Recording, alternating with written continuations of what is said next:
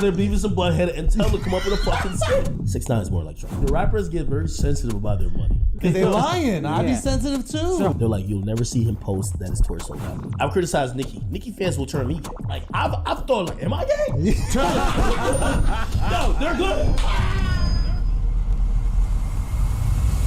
What's up, everybody? Welcome to Flagrant 2. We have an illustrious guest today. Yes, sir. Someone who I'm very excited to have on the podcast. Matter of fact, I don't think we could start it without without doing it right. The good stuff for me. You know what I mean? Anything for me? Come on, baby. Hey, listen, man. We got the adrenochrome for Alex Jones. We got the Hennessy XO for the one and only DJ Academics. Listen, man. You want to crack that open, Act? First time Alex on the Flagrant 2 podcast. I'm gonna just write this narrative saying that, hey, listen, y'all needed a little bit of extra diversity. Salute to my man Alex over there, but y'all need some extra diversity out there. Y'all been going viral for this Alex Jones shit, man. Let's go. Y'all had to bring some color to the set. I mean, Look at the guy right next to you. they don't count you for no, like, sometimes they count. Hey, what is that? What happened to solidarity? You only want that shit when it's time to march, huh? Truth be told, I've been like, I've been doing the Googles now. And Okay, talk to me. To be honest, Yeah. at first I was like, y'all look kind of crazy for even thinking that, but I'm like, I can see why, but it's not in a bad way. It's not in a bad way. See why what? I can see why with the Alex Jones. You see what Joe said. Come on, let's kick it off, man. Go on, let me pour up. Okay. I got time for the bullshit. Let me get. No, but You want some ice, bro? of course. Do you want some ice? Okay, we can do some Not no ice. type of hooligan. Let Come me give me some good stuff. Okay. We asked Ak if he wanted water when he came to the podcast. He said he only drinks liquor. Those are his exact words. I only drink liquor. Okay, so let's start it off. Wait, who said what?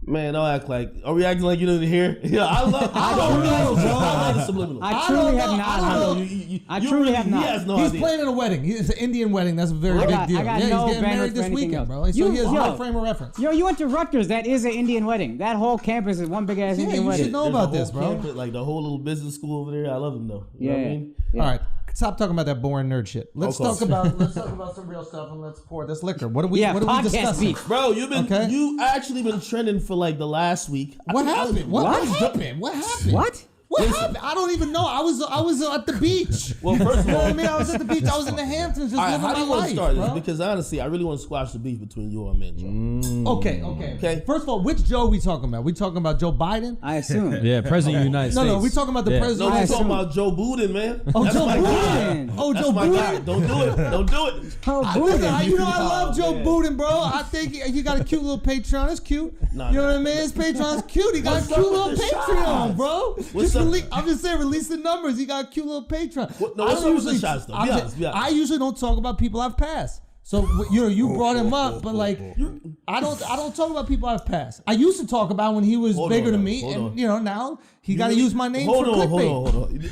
He got to use my name for clickbait. I mean, times have changed. He used to never talk about me. Wouldn't have let me be on the podcast. Now you got to say my name. You really think? All right. You got to say my name, bro. You Call him really Destiny's my Child. name, Say my name. You acting kind of crazy. Ain't calling me baby. Why the sudden change? Say my name. Say my name. I go over here to swing for my man. I used to do a show with him, man. I can't. You know me. I'm a little dude. Hey, used to, motherfucker. Used to. A lot of people used to show them. That's kind of his MO. There's a lot of people used to work for Joe. Joe Shed some Budden, dead weight. he's the Trump of rap. Oh, He got a lot of shit. ex-employees, bro. You're fired. Isn't that what he said? You're fired. He compares himself to more like Dave Chappelle. And Yeah, I would too if I was actually Trump. Yeah, Trump I can't compares compare himself to myself to fucking Abraham Lincoln. You think it's accurate? Andrew, this really started. Hey, you know what I'm like? Gandhi. Yeah. You know what I mean? You are like I'm Gandhi, just though. like Gandhi. You dude. are like Gandhi. I'm like Just Gandhi. Martin Luther King. Martin Luther King. You know what I mean? It's Jesus right here. Mark, that's literally Jesus. We got Jesus on the podcast. We got Jesus over here. We got Gandhi over We here. got Gandhi. Who am I?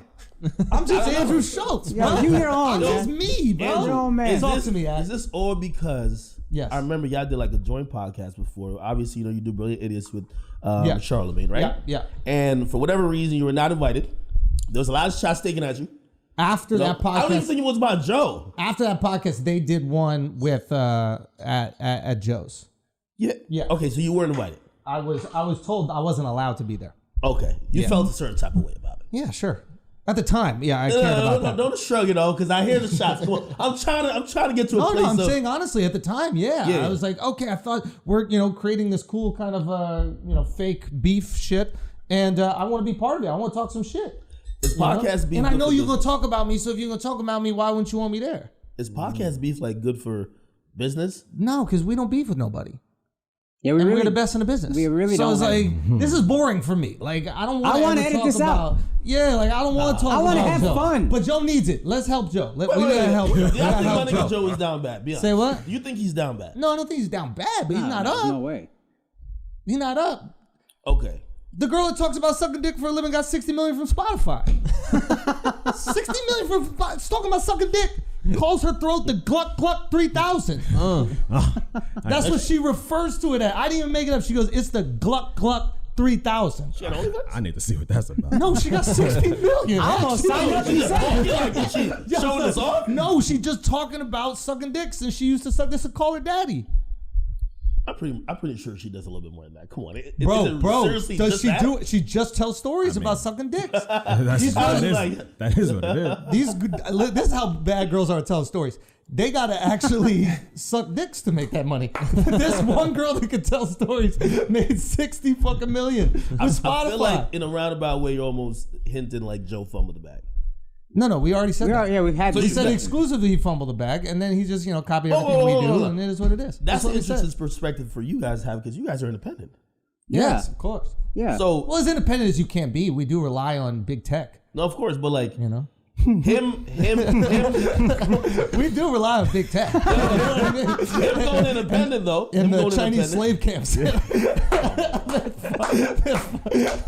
going independent though. Yeah. Like I would imagine you guys would like salute that move. That's the thing I can't understand about like the little tips right here. You get me? Like you both are on Patreon. Oh, you want me to be logical? Yes. Oh no, that's no fun. Yeah. This is feelings. Whatever he does is wrong. Whatever we do is right. No, I salute it. I just think give some credit. You know what I mean? Yeah. Why you get on Patreon? Was that your idea? You never seen anybody else do it? Okay, That's it. So you guys feel like you guys like discovered the moon and here he comes, basically. You know what I mean with the title, all that. Honestly, I don't really think about it. I'll be honest. I don't really think about it. I thought it was funny that he went from never saying my name to needing to say my name. And that was cool because it's like, wow, I'm at a point where you have to. Even if you don't want to, you have to. And that was a cool Heating up thing. the streets, huh? Say what? You heating up the streets. I don't know about the streets. I was in the Hamptons. Now we call that the trenches. We call that the trenches. Here's the thing. I'm weird, and I'm kind of like this in my relationships as well, whereas like I'll have like a fight with my girl, like we'll argue about something. Yeah. I'll forget what we fought about. Really? So like, I know that I'm not supposed to like Rory and Mal, but I forget why. Really? Yeah, I don't know why. Who's dissing on you? But for what? What were they dissing on? Because of something I said? Because if I make fun of you and then you make fun of me back, that's okay. I have the memory of an elephant. Okay, go. Yeah, listen, when somebody says something about you me, came recalling shit as soon as you sat out. Yeah. I save it. Okay? Yeah, okay, good. Talk to me. No, to be honest, I forget what I said. Well, even in that podcast that you didn't go to, I remember like the little albino dude. He was like, "Yo, I'm funnier than Andrew shows." Yeah, but we know that that's crazy. Like it's like. I mean, does he believe that? Of course, he can't believe. There's no way he can believe that. I mean, hey, well, listen, you have gotten past it. Me, I say stuff like that. Yeah, but like it's like somebody saying like it's like your girl saying that she could beat you in arm wrestling. Yeah, it's cute. Do you know what I mean? It's not real. It's like, oh, that's adorable. Like you think you're funny. Like I don't compete with people in funny that don't go on stage. Yeah, the only thing is I'm watching the craziest thing, and I kind of watch all this like podcast dynamic shit. Yeah, and I'm watching like the audience, like I don't know if it's Joe's audience or just the podcast audience. They're rooting for these dudes who seem now to be the victims of Joe. But it's so crazy to me. They co-signed all the bullshit. They sat next to him and was like everything he said, they were ad-libbing like the Migos. You get me? So the whole time it happened, they're ad-libbing. Matter of fact, I remember when he was talking about the Spotify thing, like they were ad-libbing talking crazy shit. People don't think we got a plan. People don't think that we're smarter than the average Joe. And I'm looking like, these dudes don't even know how much the deal is for. Yeah. Now they come out and start crying. Yeah. Shedding a tear is the easiest way to get back on people's good side.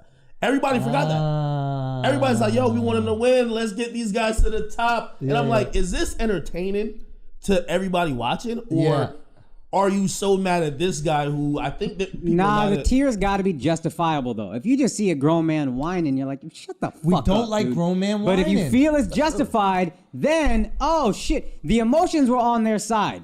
You can't PR-wise fire two people, not even have them there, and then expect people to not be like, that's kind of fucked up.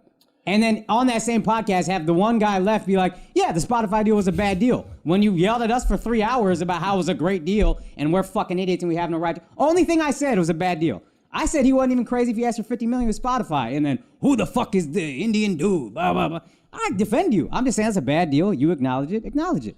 Well, I think... Is that what we were arguing about? That's what I said. Yeah. I don't know where y'all beef got in.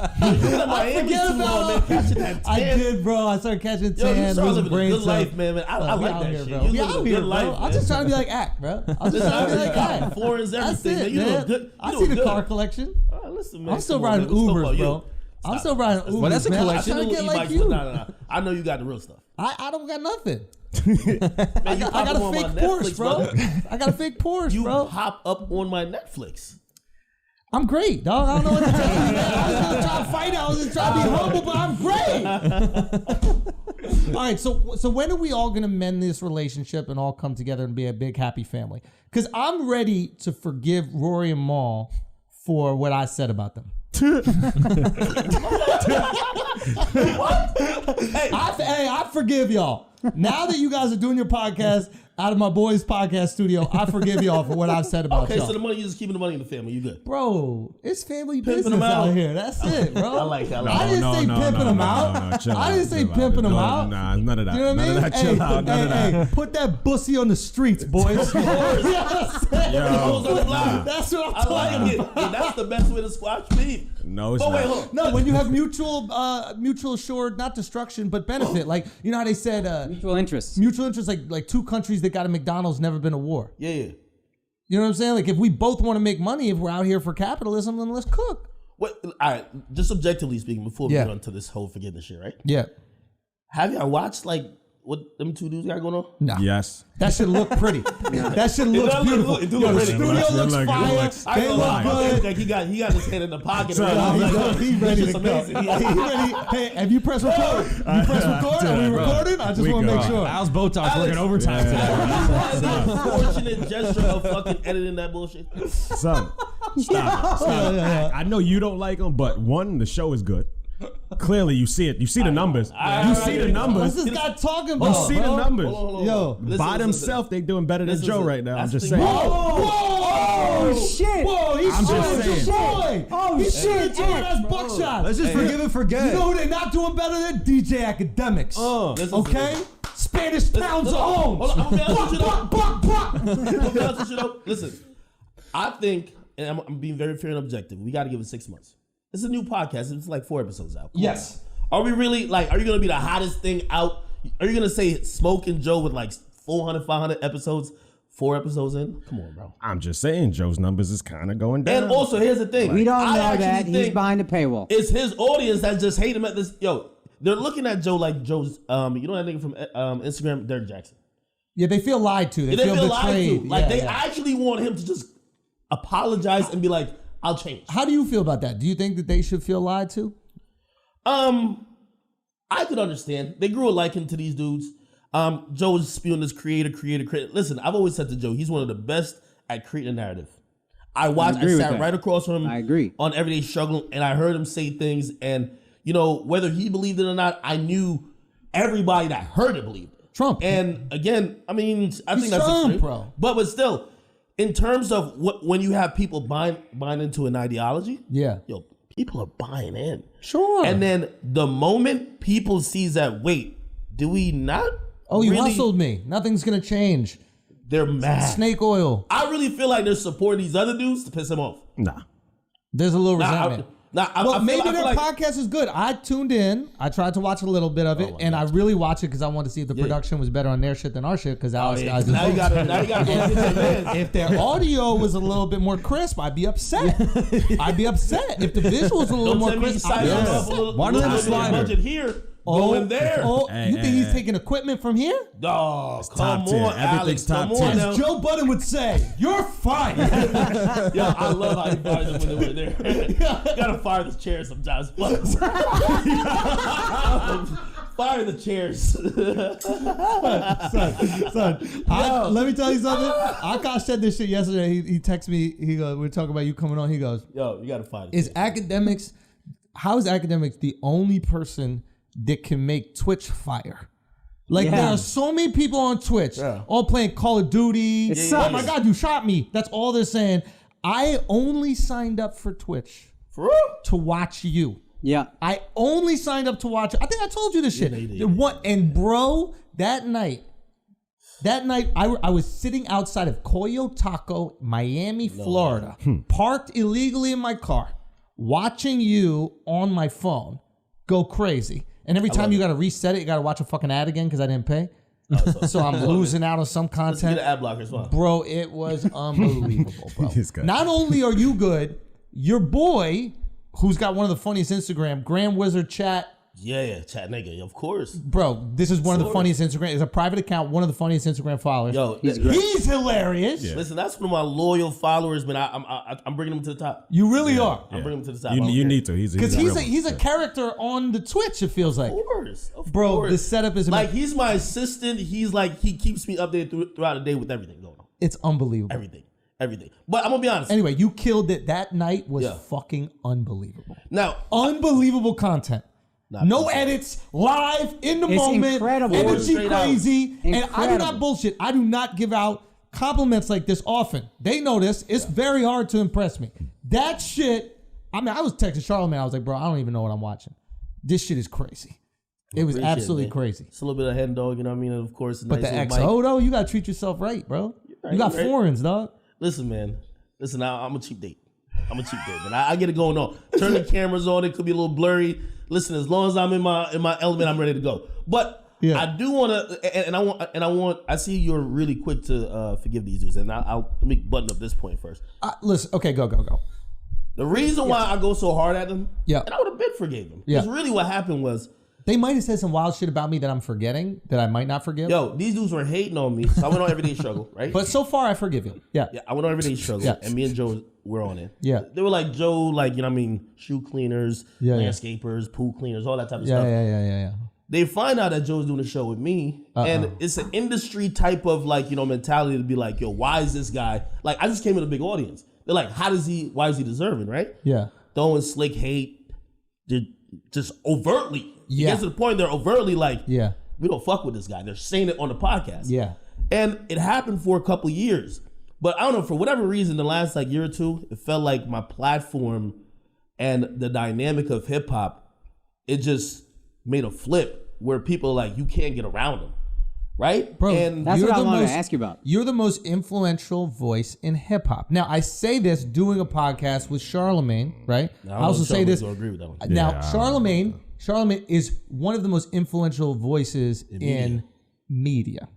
Yeah. You have chosen to stick specifically to hip hop. There was a time where Charlamagne was the most influential voice in hip hop. But no, of course, you'll get there as well if you choose. We all continue to move on in our respective art forms. But like Charlamagne specifically went from talking about hip hop to having politicians on, talking about mental health. He's continued growing that way. You continue to grow. But right now, I'm going to your page if some shit goes down. I appreciate it. For real. Like, I don't know why I know that Lil Uzi pulled a gun out on St. John. I don't even know who St. John is.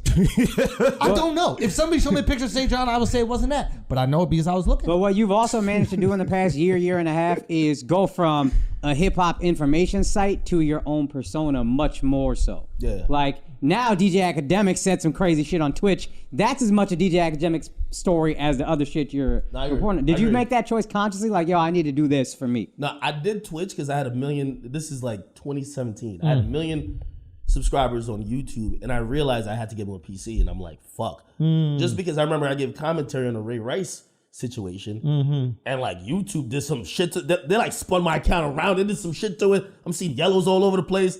I'm like, whoa. You did commentary like play by play.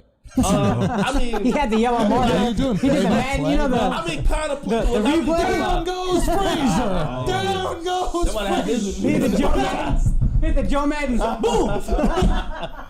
You guys are fucked up. You guys said that. I was just quoting. Y'all I don't know. wild, son. This Y'all is some all wild art. boys. Hey, YouTube monitor. Madden, This yo. is art. This I is satire. quoted Madden. Okay. So in reality, I started realizing I'm like, hey, Yo, certain Alex opinions. is crazy, bro. Yo, Alex. Anytime you say something crazy, you just go, "Yo, Alex Oh, you crazy, blame it on him? bro." Yeah, Blame it on the black guy. You blame it on the you black see, guy. you see how they do? You see how they do? Yeah, I see how they do. He's a but, black lesbian. They I can gotta say blame it anything. on you now. They can Come say, on, act. What? Bruh, listen, I can't take the heat on this. Come one. on, I bro. got some shit cooking up. I can't stay independent forever. Just point to that guy. I'm trying to cash out.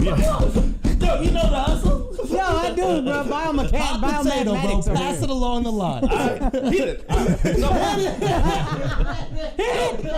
So really, Red Dyson. I went on Twitch to just communicate with my core audience. I wanted to find a core. Yeah. Because truth be told, what people don't realize about building an audience, listen, you're gonna have the masses. Yeah. But you need a grand wizard chat nigga to ride for you. Yeah. That's the person who you have 300 of those. You know the movie 300? You have 300 of those better than 10,000 people. Yeah, because I went there and I'm like, if they will follow me off platform Yes. to somewhere else, Yes. they got to make an account. At that time, it wasn't that easy to watch it on your phone. And if they would watch me, they're my core audience. That's why I then be like, yo, that's the chat niggas, right? Yeah. And that grew. That over time, people just start stealing bites from that to say, he said this. It was a secret thing. Yeah. It was supposed to be like just for a portion of the audience. Now so I used to be talking crazy. On it. Yeah. I'm talking wow. I'm telling, listen, I'm snitching on everybody. I'm like, yo, I ain't gonna lie, I talked to a rapper yesterday. He told me he just slapped his girl and said, I'm saying everything. At first I'm dropping names because I'm thinking it's only my true audience. It would be like Patreon It's content. Patreon. Yeah. So I'm just giving it up. All of a sudden, one day I look up, it's like on a blog. I'm like, and then I'm like, I can't deny it. I'm on video. I'm calling 4K. Yeah. So after a while, I'm calling 4K. Yo. That's better than UFOs, bro. Yo, I figured out how to kind of like, manipulate it a little bit, but it became almost like a platform where like people wanted me to, get on there and just keep it real. Yeah. You know what I mean? And as long as I didn't go too far, I was good. So that's pretty much how that You happened. went too far when Rory and Maul got fired, bro. All right. So let me address We that. like too far. All right, let me address that. All right, This is the too far channel. All right, hold on. But that shit was too far. I was dying. I had to put them bums in a bunk bed casket, man. I'm sorry, man. I'm gonna tell you what. you know one of them bum ass niggas pulled up to my house. Wait, really? Yes. Paid the toll? Well, yeah. But listen. Wait, were you more disrespected by the car? Yeah, because where I live at, a Kia. Come on, man. They saw it coming a mile away. They hit you like, yo, someone coming. My neighbors were like, yo, what the fuck is going on over here? They thought it was my relative. Like, yo, wait, you having a cookout? I'm like, no, this is a bum. You guys have a permit for that cookout? How is he here? Like, we're looking at him like, how did he get here? So I have him on security tape. Like, literally, they pull up. It's a huge like, I'm gonna just call it a compound. You know what I mean? But tax purposes, is a shack. They pull up, they swing open the door, they're in the car, it's two dudes. Yeah. I don't think the dude was the other black dude on the show. But Who's that? Are we acting like we don't know names now? Mealy Mall, bro. Okay. I'm just As I said, we're just trying to keep the it other even. one, Yeah. he puts his hand out Yeah. and my mailbox is down there by the street. Yeah. He puts something in my mailbox, and then I found it later. Now, I didn't realize that it could have been something malicious because I got a lot of enemies. Yeah. Nick Mill trying to kill me. Nicki Boyfriend trying to kill me. How many rappers I'm beefing with? I'm beefing with I like to keep a healthy list of like 10. Yeah. You know what I mean? Like, make sure I gotta watch my back every little Well, I'm word, glad you know what I mean? came to our studio. Yeah. Of course. The first I had to do my Googles, you know what I mean? My guy did the neighborhood check and I'm like, oh, I'm straight. No, you're not. Oh, wow. Someone Should've killed gone the other down there. day. There was some For chick real? that just got tackled out of nowhere. Like, Legit groping right outside the yeah, studio. we're moving right the fuck up out of here. Yeah. Shit, yeah. Absolutely. Y'all too big for We're that. I'm moving like, to yo, Jersey. like Andrew Schultz is here. I'm like, yo, this nigga is probably cooling with his toes out. No crime is For real, yo, that Miami look was crazy. Chest We here did have a nice popping, that run. shit was going We in. did have a nice one. So Yeah. I see the letter, right? Yeah. They left you a letter. It was a Hallmark card, and the Hallmark card said, it was one of those like. They gotta do one of their sketches where they're picking out that card. Yo. Is it open enough? Like this open information? I posted it online. Rory, can you tell your workers that tell your workers. Tell the Stop. Tell the two stooges, you know what I mean? Put both of them together, Beavis and Butthead, and tell them to come up with a fucking skit. Produce it in the studio. Yeah, I gotta keep that. The keeper, listen, send it over. I want to preview it. No, you're not calling them Beavis and Butthead. Come on, you got them sitting in the seats like that too. That's good, bro. Stop. So you gotta get Grand Wizard to edit the video. Yo, no, Grand, we're gonna do this. Get it. Okay, no, but I'm rooting for them. I like them. So shut up. I like them, bro. I truly root for them. I truly do. Bro, I like them, bro. Yo, so literally, I looked at this shit. Yeah. Now, I didn't know who really it was about at first, right? Yeah. Because truth be told, That's why I'm angry at them. Yo, I can't really see who's in the car. I was gonna say, I was like, you remember? I don't know. That's why. Now you say it, yeah, but it was like fake pull up. I think they were just trying to press some girls. Like, yo, we coming for him. I'm like, I don't got a membership at Soho They House. were trying to smack you, man. You think? Yeah, I think It is possible they just saw another white dude with a big nose, and they were like, Andrew Schultz at Soho House, and it's just some soccer If player. you listen to this story, you'll realize like Okay, these niggas go. actually think they're like some fake monsters. Oh, You really? know what I mean? Like they think there was some. So the car was a threat. Like it had smiley faces, all type of. It's like you guys Crayola. Like there's a little kid coloring outside the lines. Whoa. Anyway, it was like, yo, happy boss day. Now, shitting on them, call them stooges and workers. They were denying that they were workers. And I just knew it. Like, people think that Joe is feeding me information. I'm like, bro, I do business with companies. You do business with companies. Yeah. I know when they're doing business with 3 people or 1 person. Yeah. They were doing it with Joe. And Joe was then doing his separate business with them. Now, I pointed out the obvious, and they were really upset because you know what? It was exposing them to be the fraud because they were speaking on everybody else's business. When it came to Gilly and his business, super outspoken. They're like, yeah, you guys got to get your contracts in check. This and that. No. They were talking about $1 million worth of game? Yeah. Gilly and Wallow? Yeah, I love those guys. Those guys bro. are great. Of Are you course. cool with them? Tell them to come on the pod, man. Listen, I gotta go They there. are legends, bro. No, they are. I love those They guys. are Okay. hilarious. So Yeah. I get the letter. I can't really see who's in the car, but I see the car pull up because it's on security camera, right? Yeah. And I'm like, damn, I got so many fucking enemies. I got to go down the list. And so me and my guy and another guy who really does a lot for me, I'm like, yo, who the fuck could it be? So they're looking at me like, Meek Mill don't drive a Kia. yeah, You really got to go through your broken enemy. Oh, Could be a goon. Shit. You know what I mean? He sent the goon like, okay, this is the crash dummy right here. Just go take him out with the Kia. Oh my goodness. You know what I mean? I'm like somebody who's probably down bad. Anyway, Yeah. later that night, I'm on Twitch. And I think I was listening to Tory Lanez album. Now, I'm going to be honest. When I'm on Twitch, again, I'm off the hen dog. I'm having a good time. Yeah, yeah. I think I fell asleep. I ain't gonna Yeah. lie. Yo, son, there was one. There's a video. There's a video. Yo, falling asleep on Twitch. Yo, So I'm It was dying. no, gosh, it wasn't. I didn't really fall asleep. I slept like an extended blink, bro. Like I was cooling. Remember back in the day when you were in class and you're a little tired? You like close one eye, like I'm gonna let this one sleep, this one, and then you go, I'm just gonna close him for a second. He was knocked 20 seconds. It was like an extended blink, bro. I'm telling you, man. Anyway, Out. It was an All of a extended sudden- blink. all of a He sudden- believes extended blink. yo, He truth be believes- told, I was passed. I ain't gonna lie to you. Listen, my man comes to my crib. Yeah. He turns off the stream. I somehow just like move into the next room and start sleeping. Yeah. And I kid you not, like I'm drunk. Yeah. He says to me, and I don't know, it's the first time. You know how they say like cocaine like gets you, if you drunk, you're like mad sober again. Yeah. Somehow, while I'm about to just take a nap, well, this is gonna be really a nap.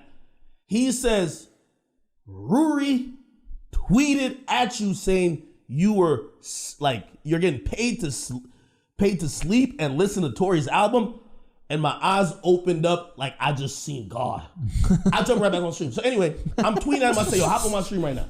Because honestly, I think none of those dudes, this is why I think they're really trash broadcasters. I've always asked them, I said, I don't think Joe would let y'all get in a room to do a podcast or whatever with me, but let's all get a mic. Yeah. And because I don't really think none of y'all are talented. Let's get to it. So, for real, I'm like, Why you it's a got to handicap match, bro. I'm like, yo, I said it's a handicap match. Y'all can do the fusion. I got both y'all at the same time. Like, Yeah. Y'all both. It's like two people with half a brain. I got y'all. Okay. Yeah. Anyway, he starts tweeting back at me because he doesn't want to come on the stream. So, you invited him on the stream? Yeah. So this is and he real refused time. to go on the stream?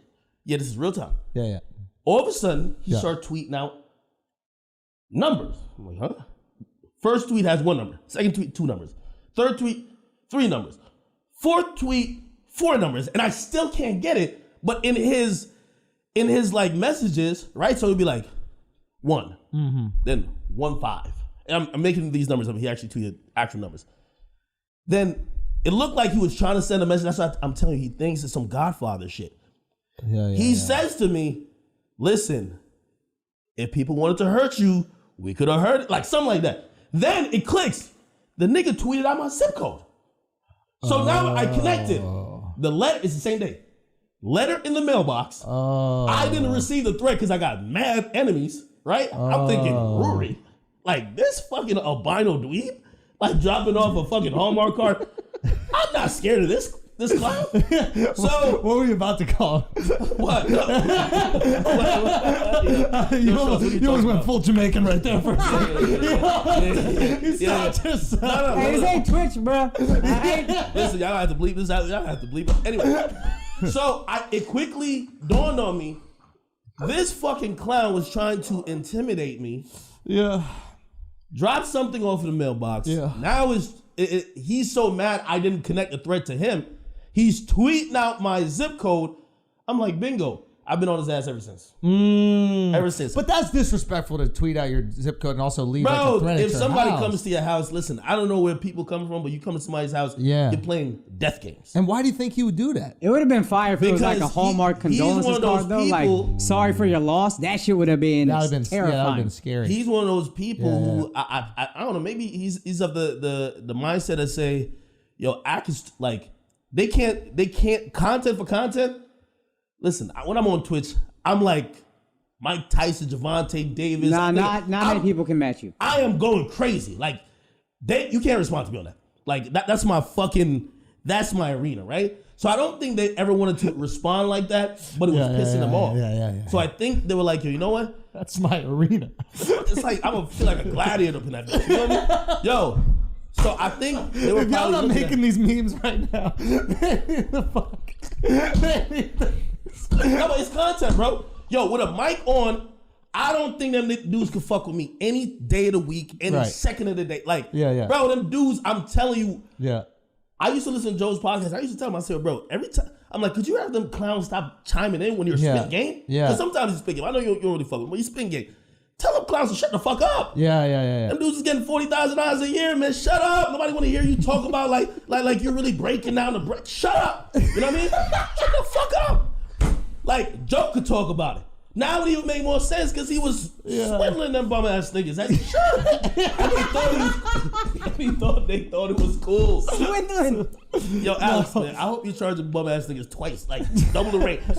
They're dumb as shit. I'm telling you, you gotta do it, bro. You gotta do it. Yo, do you think Joe this felt is guilty your when thing. they would defend him swindling them?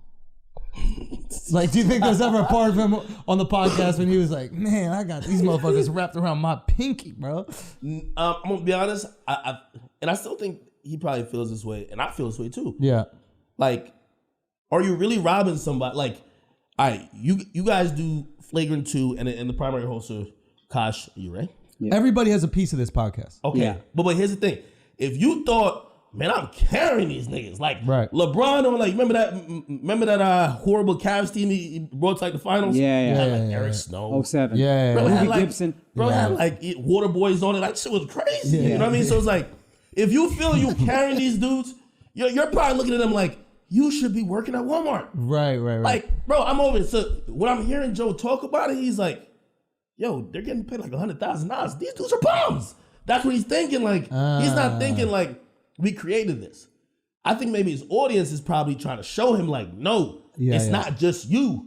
We actually did like them. Well, if we're being honest, doesn't that mean that they like them and that they resonate with them? Like, if we're going to give Rory Mal all the credit they deserve, if people are going and listening to their podcast, how about this? If 6 months from now people are still listening at these numbers, you got to say, all right, you got something. Maybe you don't understand it. I'll also some say this. people do. When you say they can't, they're not as Right? good Yeah. as That's me. fair. And for you to say, to that point, for you to say they're not as good as me, you're incredible at this. Like, I'm already seeing, like, you can carry shit on your own in a way not a lot of people can. So to say there's no way they're as good as me, cool, but you're a top whatever, 0.001%. So they can still be good and not be as good as you.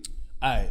As Andrew said, you want me to be logical or you just want me to say Emotional. We do a thing here called feelings, no facts. Right. Hit it. Okay? No. Honestly, I'm gonna be logical with this one. All right, bet. I actually they do have their worth in. I do think the audience loves all three of them together, but They had good chemistry. Yeah, but I still Valuable. think, and this is one of the reasons why in 2017 when I got on Everyday Struggle, Yeah. I was doing my YouTube thing, and I felt I was really good on that platform, but I never really been on camera. Mm-hmm. I never really You were awkward at first. and that's what I'm saying. You learned how to be good. Exactly. Yeah. And I looked at that, and Joe was a fucking pro from day one. Yeah. He was a pro. And when I was even thinking about these dudes, is like, you don't, as much of an asshole he is, you don't know the benefit and the luxury you have working with someone. Like, when you work with Charlamagne very early on, when someone could do some heavy lifting and do some things that maybe you're not there yet with. I'm not here without Charlamagne. And I don't mean that in terms of the access to people. I mean that in terms of the access to skill. Yeah. It's like motherfuckers that play in Europe and then they come to the NBA. You learn how to play basketball in the NBA. I remember this. There's a reason why Luka Doncic goes back to Slovenia and that team makes the Olympics for the first time, I think, in their country's history.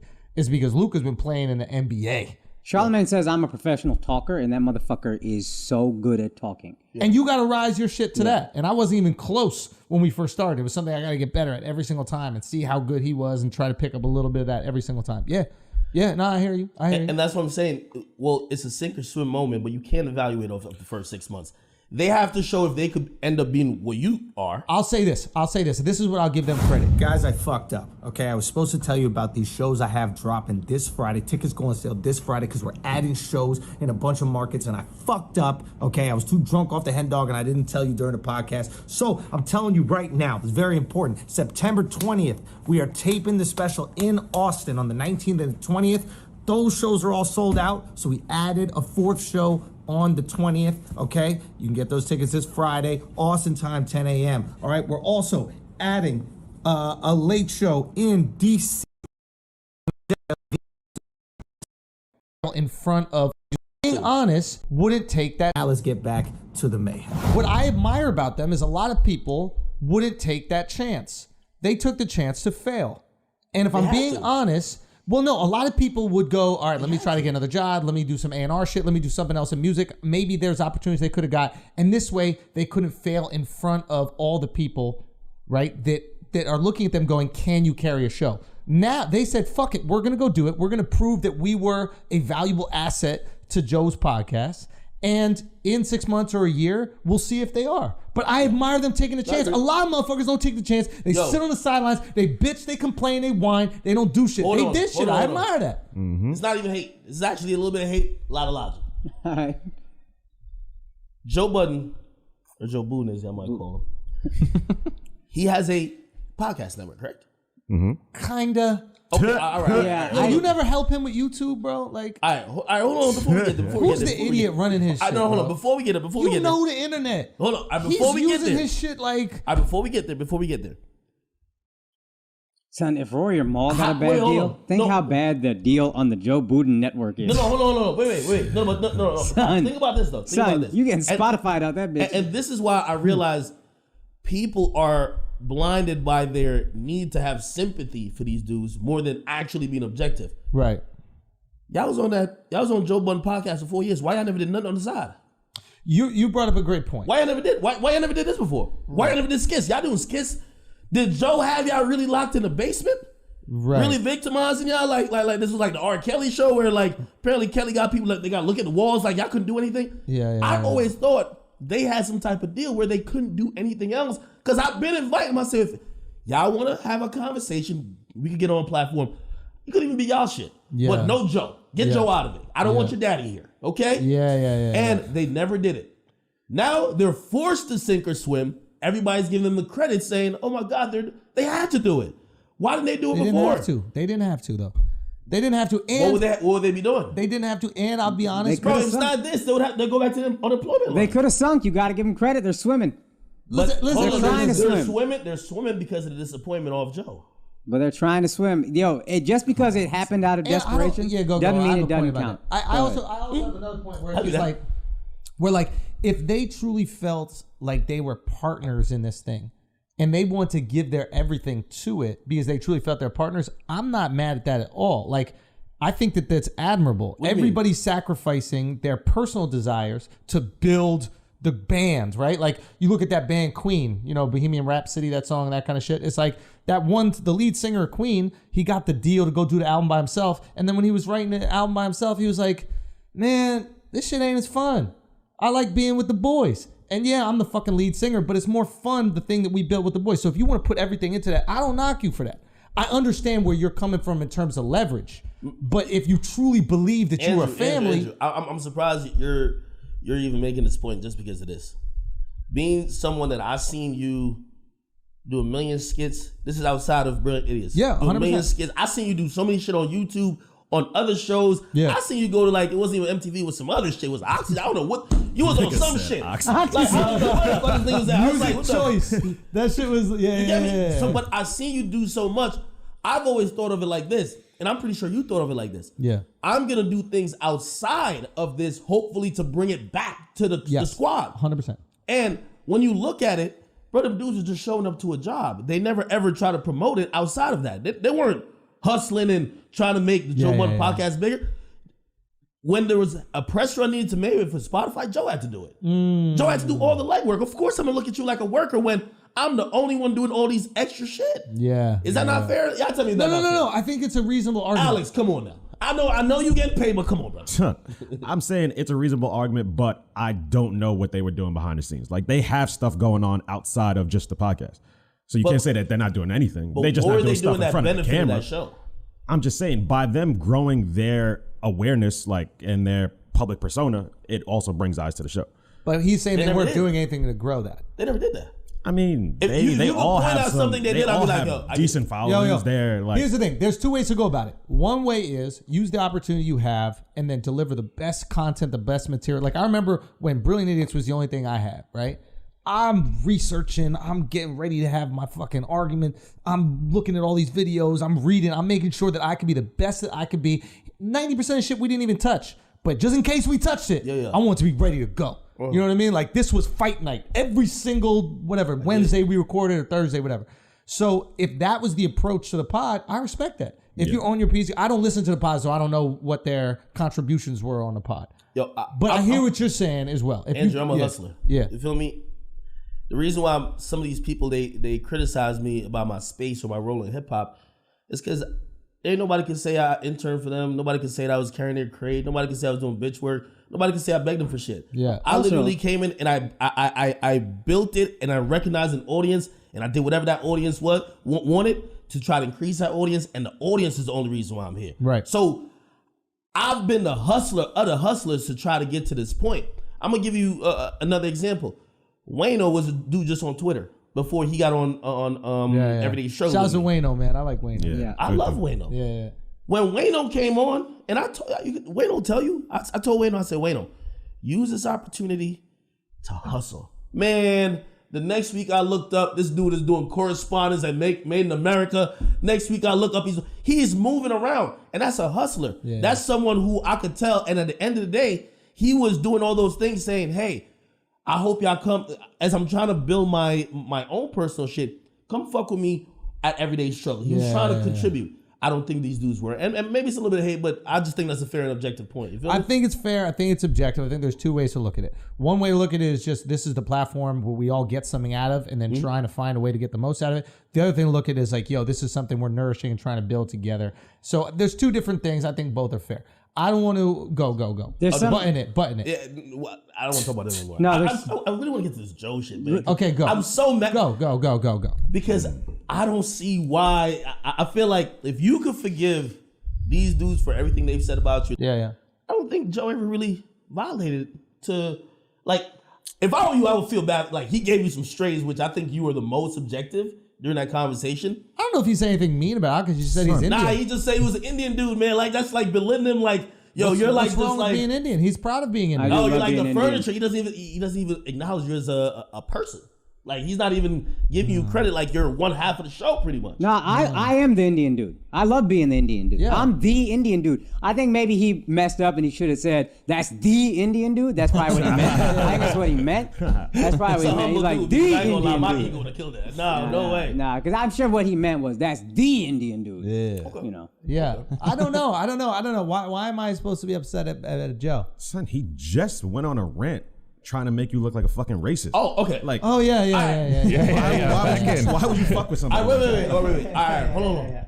Yeah, but that's been done. Like, it's an old narrative. Like, we already know it's not the case. There's nothing to argue about. Wait. Can we dissect that? Sure. I think he definitely framed it in a way that was definitely attacking you, and obviously there was some angle attacking you. Not even some. Come on, son. No, but hear what I'm saying. I think. But I've told you this though, right? I said, yo. Maybe, I don't know.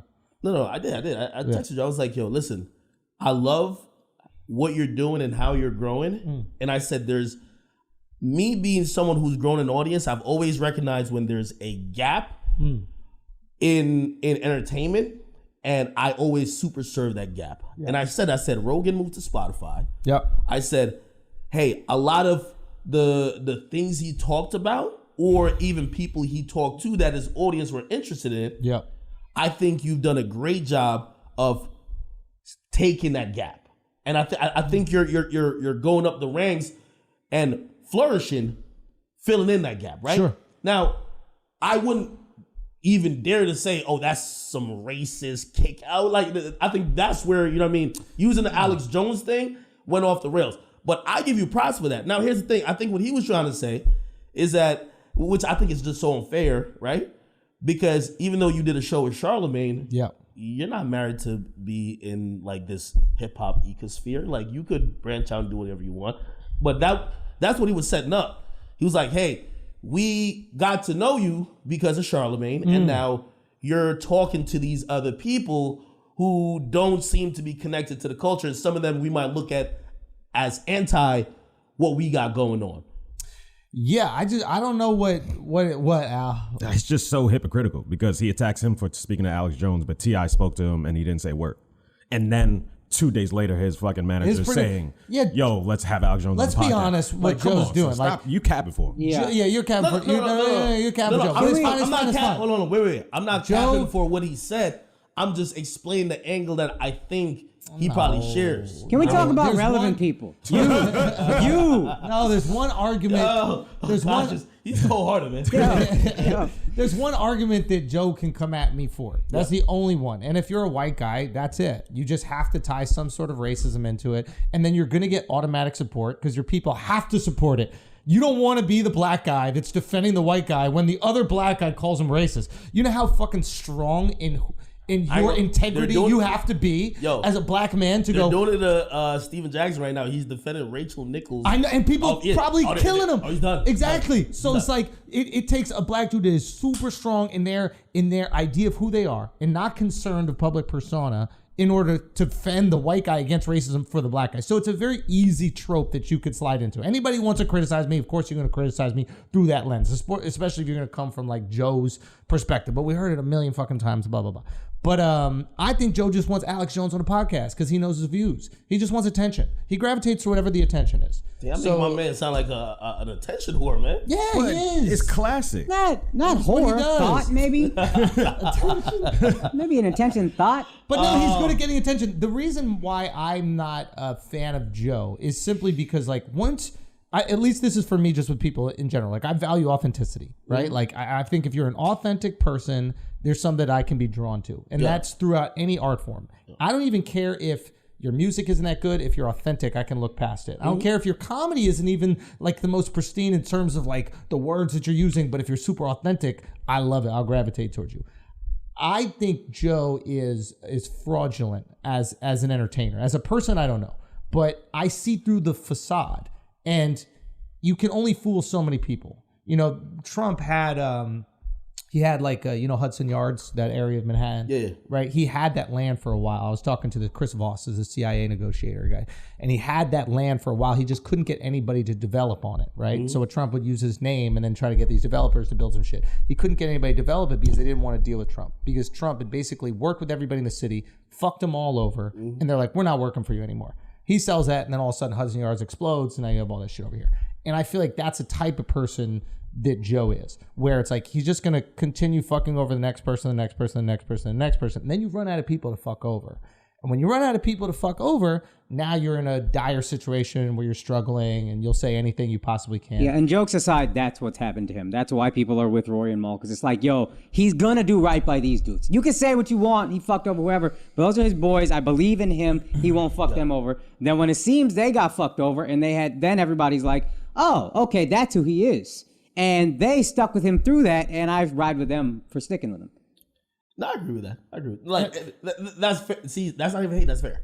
I think he's in a position where that's how the audience perceives him. You're smart because your business dealings with him, you always had your autonomy. So you're like, yes, I'm going to use, I'm not saying use in terms of like a bad way, but like, you're like, I'm going to use this guy's ability to create gravity and attention, right? He could create gravity and attention. Motherfuckers want to talk about him, right?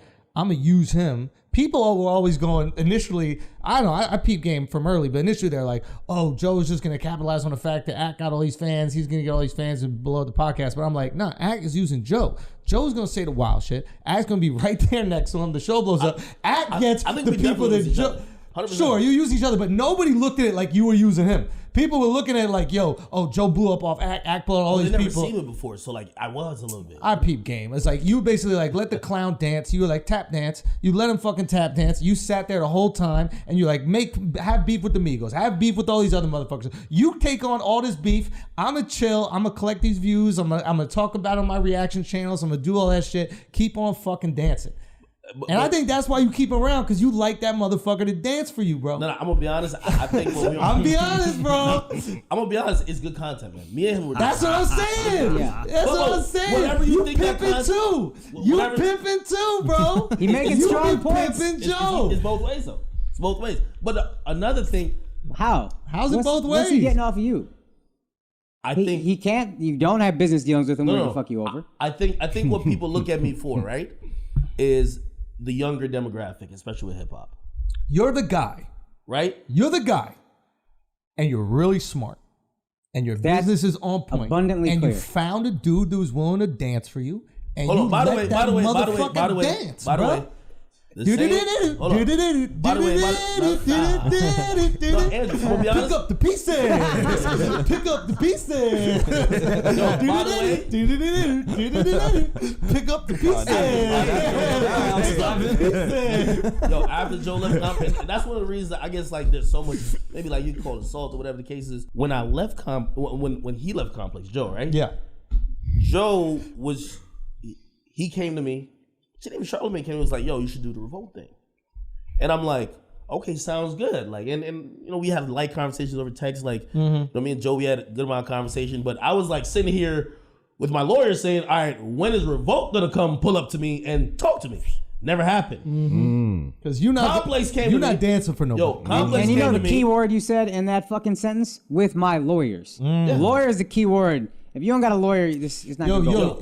You're go on. Complex came to me and said, "You're Kaiser Sose, bro." Yo, they said, here is the keys This to is the palace, Kaiser Sose, bro. whatever we have left, you can have it all. They said, here's the keys. Like whatever we have left, you have it. And I said I could follow Joe, or keep your own shit, or be here and also be the man of this. You know what I mean? This empire here. And then I started thinking, I'm like, no one at Revolt ever approached me. Those same dudes killed me for it. They're like, oh, this dude's dumb. He don't know business. That's what they told me. That's what they said publicly. They said which probably, I would have probably had to sign a Joe. Sign a Joe to do whatever deal he had, right? Turns out that would have been the same deal they were in. And you see how it turned out for them? Yeah, not that good. You're Kaiser Sose. Have you seen The Usual Suspects? No. You haven't seen that movie? Yeah, I have. That's why you don't like talking about you. I've been trying to ask you questions about you this whole time. You're not having it. You keep the heat off you like Kaiser Sose. He came in limping, I think. I think he came in limping. Everybody think Ack is silly. Everybody think Ack is drunk on Twitch, just talking crazy. Of course you love it. Yeah, you do. Yeah, of course you love it. Because smart motherfuckers like it when people think they're dumb. Because that's another thing they used to say about me. They say, yo, why are we taking this kid who's just like drunk all day on Twitch? And I had to send them dudes with it. Like me and Twitch, we had a really good, you know. You got a situation. I know. You got a good situation. Yeah. This was early on when they were offering guarantees for. It was multiple hours spent. Yeah, it was multiple of what they were even getting paid by Joe. But they were talking crazy about me, like, yo, this dude looks crazy. He's just on Twitch. And at that point, I'm like, these dudes are all mouth, no business. I get offended because a lot of times when people don't like me, they can't give the credit you're giving. They can't be like, you know what? He's smart though. He's doing the right shit. You know why they're blind about it. Hey, so they're like, oh, we fuck him. He's just drunk. He's just doing this. They can never see, hey, I've made really careful, calculated moves to get from where I was to get here. I first of all, this is something about like us. I think on the pod, I think we do this pretty well. But and I won't speak on behalf of you guys, but like I don't care if someone hates me. If I think you're good as shit, I'll tell you. Simple as that. I think there's so few people who are good that I can't not give credit, even if you hate me, or even if I hate you. If it's good, it's good. Simple as that. But I like you, so this is very easy. But when it comes to like business and comes to knowing how to operate, I admire that you haven't asked for too much credit or respect. That you're like, the money's coming in. Everything's flowing. Chilling. I don't need motherfuckers to sit here and say I'm the king. Yo, you know their biggest knock at me? What is that? They're like, yo, you couldn't get to sit at a table with Jay-Z. Like, that's their thing. That like, do you want that? I don't know. Well, I don't know what it would bring. So like they tell me like these things that I'm like, what is it? What would that mean? But why would that? Why would you? Do you want that? In the industry? Apparently, like at that point, like you have like gotten to the heights of like being able to move shit around, and they're like, oh, you're doing meetings with these people, and I'm like, I don't really care to, but I don't know what I'm missing out on. So maybe I am missing out on some shit, but I don't know. Mm-hmm. But I don't get it. But I look at it and I'm like, yo, if I got this far by doing it my way, and also being independent, relying on my audience, why do I need to play? They always tell me I got to play these industry games. A little bit of pimping. I don't know why the pimping. A little bit of pimping. That's a real pimp right there. No, a little bit of pimping, bro. See, That's good to I got that shit. All you gotta do is come in with it. If there's one thing you get from this podcast is this is a shrewd operator. Yeah, right dude. So I knew you were smart as fuck. What was his? We looked it up. What's his major in college? Biomathematics. Biomathematics. I don't even know that was a major, bro. I didn't know that was a major. It's a smart motherfucker over here, and everybody thinks that they got one over. I was in college, and I was like, yo, listen, I just can't turn. I looked at college as a business from day one. Biommathematics. I was born in Jamaica, you know what I mean? So I'm an immigrant, so I pulled up over here and I'm like, when immigrants come here, we look at everything as we can't fuck around. We can't just chill, smoke weed. So I'm like, listen, I'm going to college. My mom, I remember when she bought me a $2,500 like laptop. It was a lot. And she was like, I'll do anything for your studies. Yeah. And I was like, shit, I gotta make it. I gotta make it. So I went to college and I'm like, I'm gonna be a doctor. Not gonna lie, I think the science was fucking me up a little at first. The math I was nice at.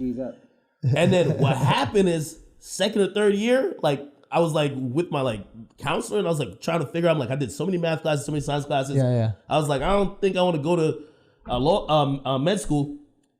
They combined it and there was one major that fit both and it was like biomathematics. I'm like, let's do it. I'm like, do they get paid at least six figures? You need six. I had to. I couldn't do less. And once I seen that, I had to do it. Here's what you have though, that a lot of book smart people don't have street smarts. You are clearly book smart and you are incredibly street smart. People would say I don't have street But that's exactly what we're saying is that's what makes you so street smart. I think some of the reason you get hate, I've been thinking about this, is because you created a market that didn't exist. You found a void in a market that wasn't even there. Hip hop TMZ essentially. I figured out what it was. I know you're gonna say some bullshit. And it's gonna sound foul, but you gotta just feel me on it. The cultural impact within hip hop. It is the closest I could think of is Perez Hilton. Do you remember what Perez Hilton did to the game when Perez came around? And I'm not saying that in like any belittling way because some gay dude is in Hollywood. What he did, he blogged. I don't know if he identifies as he or whatever the fuck he. I don't even know, but he blogged. But no, I have no fucking clue. He blogged. He all of a sudden his Instagram and blog blew up, and then all of a sudden he's ending up on TMZ. He's ending on a Hollywood Reporter, and he was a personality. So it wasn't just this is the information. It's this is the information from this personality that we really like. That didn't exist in hip hop. Adrian Wojnarowski or whatever, for if you want to be whatever about it. He is for the NBA. If there's some shit too, like the way how like he's almost he could be his own site. Yeah. And I'm pretty sure he gets paid by, I believe he's with ESPN now. He probably gets paid as if he could be his own site. And he's just a guy that just had the inside track on all this stuff. Around 2014, I looked up and I I always wanted to be. I just wanted my banner in the rafters in terms of affecting For hip-hop, what? right? Really just affect. I wanted, at that point, being a personality, looked up Charlamagne a lot. And then I was thinking, I'm like, listen, the Breakfast Club is already the Breakfast Club. How do I get to that level platform? I want to be on radio in a premier market. And what I realized, times were changing. If you're someone right now that want to get on radio, nigga, you are lost. You know what I mean? And it started changing for me because I saw Beats One pop. I'm like, maybe it won't be like terrestrial radio. Maybe it'll be like, some, digital radio. And then it turned to, wait, why are you caring about radio, this and third?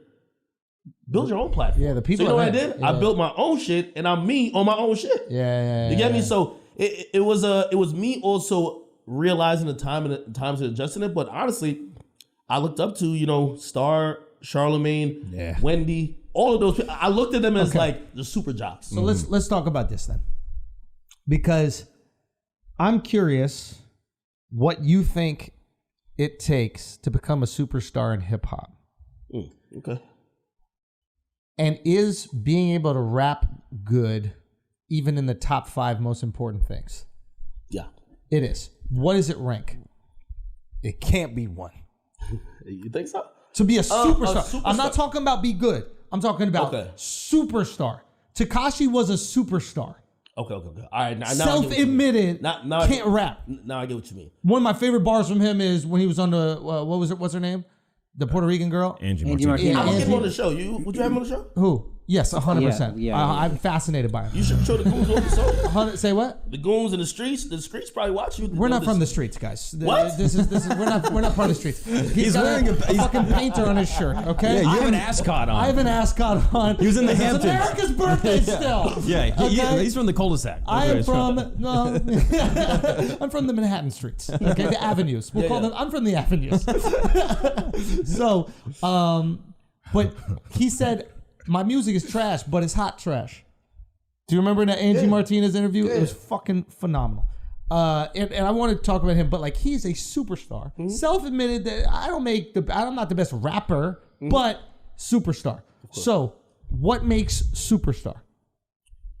I think in a music sense, rapping is always going to be in there, but I think you could get to it without that. It's not necessary. If you have, it's not necessary. If you have that charisma, that personality, what most rappers and like I've had this conversation.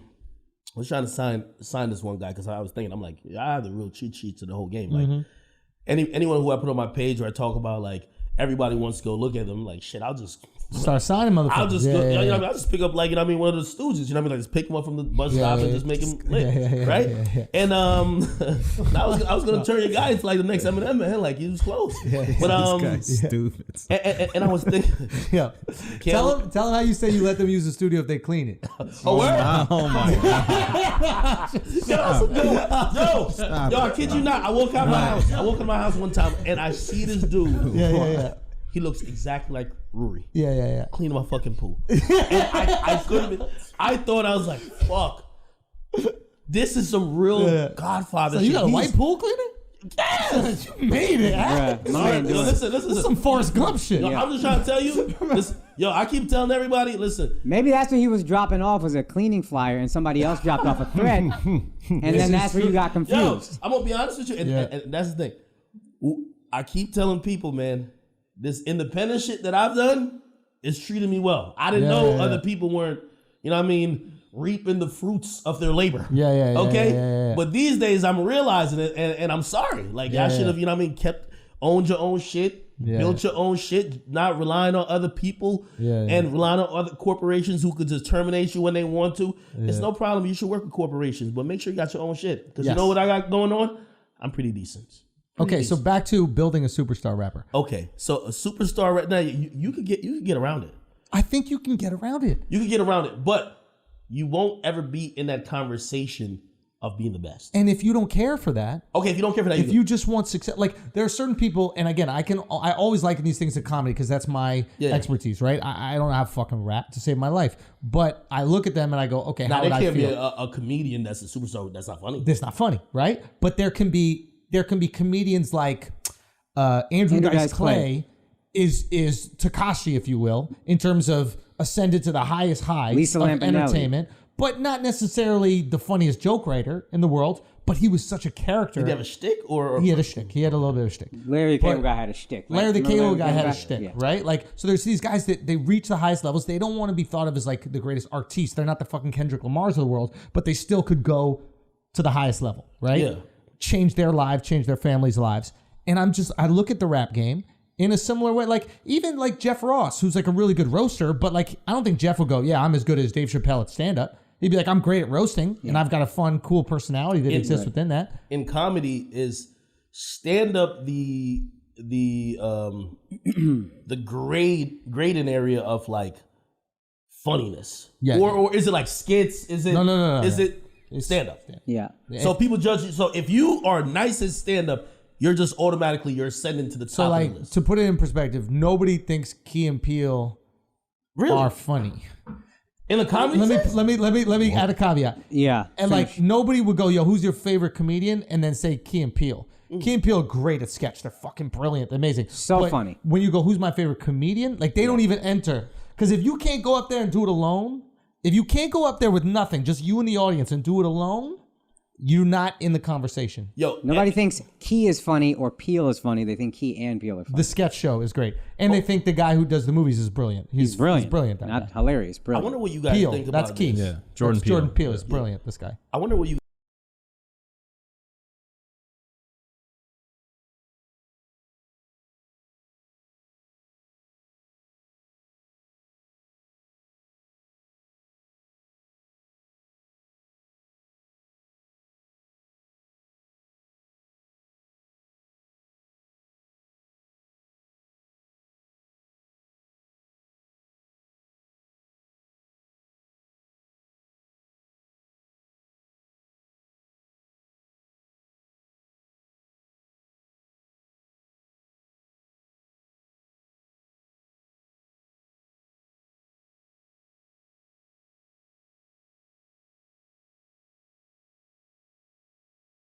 guys think about this? I don't know if you're in tune with all these guys. You know, there's been a lot of Instagram comedians, but for example, like DC Young Fly, I felt like he popped off raw there, funny. He's hysterical. Raw funny. Okay. Hysterical. And I think he's doing real Raw good funny. on stand up, and he's a center, right? He just started doing stand up. Yeah, and he's good Then already. two other people, right?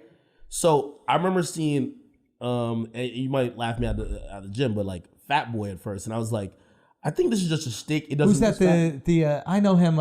He went on the Breakfast Club and he was like, "Where the breakfast?" Yeah. And I think a lot of people could see that and be like, "Yeah, that's not gonna keep going up the comedy ranks." Yeah. But there's this new dude, Drewski. I think he's doing a lot of skits.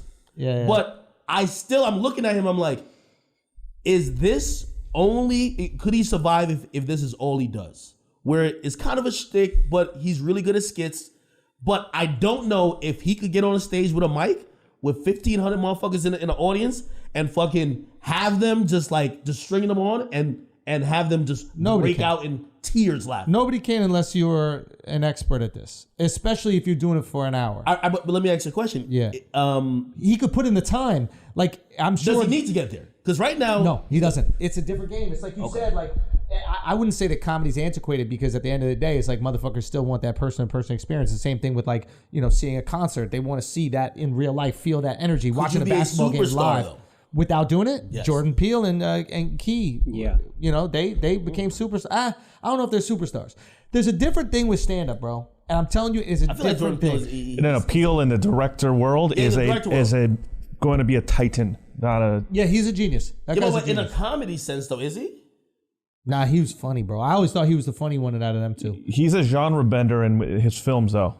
Get Out is a type of like comedy horror, and that's very. I guess what I'm saying, like if you looking at like guys who are real lyricists, like a Kendrick, right? Mm-hmm. You know what I mean? There's a group of comedians that you're like, okay, we aspire to be nice as fuck with the bars, but we also aspire to be successful enough where we could be in the conversation.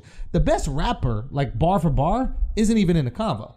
Right? Sure. Like he's some rapper that maybe you know about, maybe, and you're like, wow, this guy's brilliant, but his beats are trash. He got no personality. He's better off writing for people. Nobody's talking about him except like a couple backpackers. And who? Now I want to mention names because I'm dissing now. All right, fair enough. But again, it's not on him. You're basically saying like, yo, the part of comedy or rap that you're really good at is not the full package.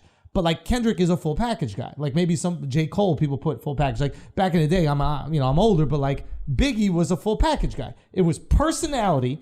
You never saw a big dude acting like this. Like, so you have this personality mixed with bars. Story. Yeah, so I think Pac, gravity, bro. You need to be around him. He talks, you listen. Like, I think personality is more important to get there, but to stay there, you need the skill. Yeah. So like all the superstars that are still around are because they're good. You gotta have both to be a superstar. All the other ones that just have the personality. You can burn but white hot good, for a bit though. Fizzle out. But to his point, you can burn white hot, fizzle out, but still make fucking tens of millions of dollars. Yeah. Larry the Cable Guy was getting $500,000 a night to do stand-up. Yeah, you can still like Tekashi, for example. He can still do shows, but he's not really popping no more. So you can still get money, but I'm just saying he's never going to be considered a superstar the way like but even to that Drake. Point though, like and maybe I'm just shooting him some bail because it's my homie. Like he got blackballed though. Who? Like 6ix9ine. 100%. It's not like it's like natural, organic fizzling out. Like we're over the shtick. It's like the industry came together and said we hate this motherfucker, and we're talking about blackballing on a level of where DSPs are like, yo, if he drops music, we're gonna just act like he don't exist. We're gonna just hide DSP is digital service provider. Yeah, like Apple Music, of course. Like he drops music, there's a whole new music list. Like people. Playlists are new radio. Yeah. People open up their Apple Music and as much choice as, you know, everyone's like, pass me the aux. Yeah. Most people, 85%, when they get on their fucking phone, they just hit a playlist. They think they're making a choice, but really they're making a choice out of a set list that someone else created. Are you really making a choice, right? So smart guy. They realize, yo, we don't gotta like Kaiser Soze, bro. Yo, smart guy. We don't gotta put everybody up in this joint. Yeah. People who we think are just morally corrupt or whatever the case is, we'll get them the fuck out of here. The industry wants nothing to do with him. He's not on any of those lists. His music, he had one number one and it was just, he was white, lightning hot when he just came out of jail, right? And afterwards, it's been down for music. Yeah. And he's not going to get support. So that's the only reason why I look at it. I'm like, yo, I think that shtick could have continued. Why'd they blackball him? Why do you think? You beefing with too many people. Yep. So he understood, and again, I'm fascinated by this dude as like a case study because I think he exposed so many things, right? Like also a brilliant guy. Yeah, like he's just funny, but like he really, it seemed like, and again, I'm an outsider, so I'm curious your perspective. Like, and I also think you played a massive part in this. There was the artist and then there was the promotional outlet and they were intertwined, and like he would do something and you would make it go viral and all of a sudden it was viral over here as well. It was like it's part of the reason why I believe my platform is hated by a lot, because before I was a fringe outlet that contributed to the noise for one singular moment and one singular artist. I was the platform that broke and maintained the hottest artist in the world. And when they saw that you could circumvent every other thing. Yeah. I mean, labels still come to me now. Like they pitch artists to me all the time. That like they ask me to hang out with motherfuckers. You want to hang out with this guy? Yeah. You want to go on vacation with this guy? Yeah. You want to do it like because they want to recreate it. And I understand that part. And of course, like again, who are they asking you to hang out with? Like random people. Like who? Like. I mean, I don't want to like. You can't say. I mean, I could say, like, for example, every label. When someone's album's coming out, yo, you wanna play video games with them? Yo, you wanna like? They'll bring them into my arena. You get me? Yo, you wanna, go to their city and like walk through their hood? You know what I mean? It's like I'm usually like, no, not that guy. Like that guy literally, his best friend got shot last week. Why the fuck would I go walk the same block? I'm not doing this. You know what I mean? So. I understand, and to your point of like a shrewd operator, like of course I hit these motherfuckers over the head. Like you don't get the cribs and shit I got going on unless you realize how important you were in that moment, and then forever and continuing, you pimp that out. I do pimp that out. Just like how you pimp out a slave. I pimp that out, man. I got you. So this was the perfect deflecting, bro. He knows who he pimped. Yeah, I know. I know what I pimp. See, I know what I pimp people out. Man, I hit these motherfuckers over the head, man. But not Tekashi, because I feel like it was like... No, that's my guy. That's my guy. I feel like you guys both had this moment that happened together, each in your individual fields, but those individual fields required one another to reach the superstardom. Right? Yeah. Like, he needs the promo. You need the things to promote. If no rappers are doing nothing, you got an easy day on Instagram, right? Yo, here's the thing. The way how you think, right?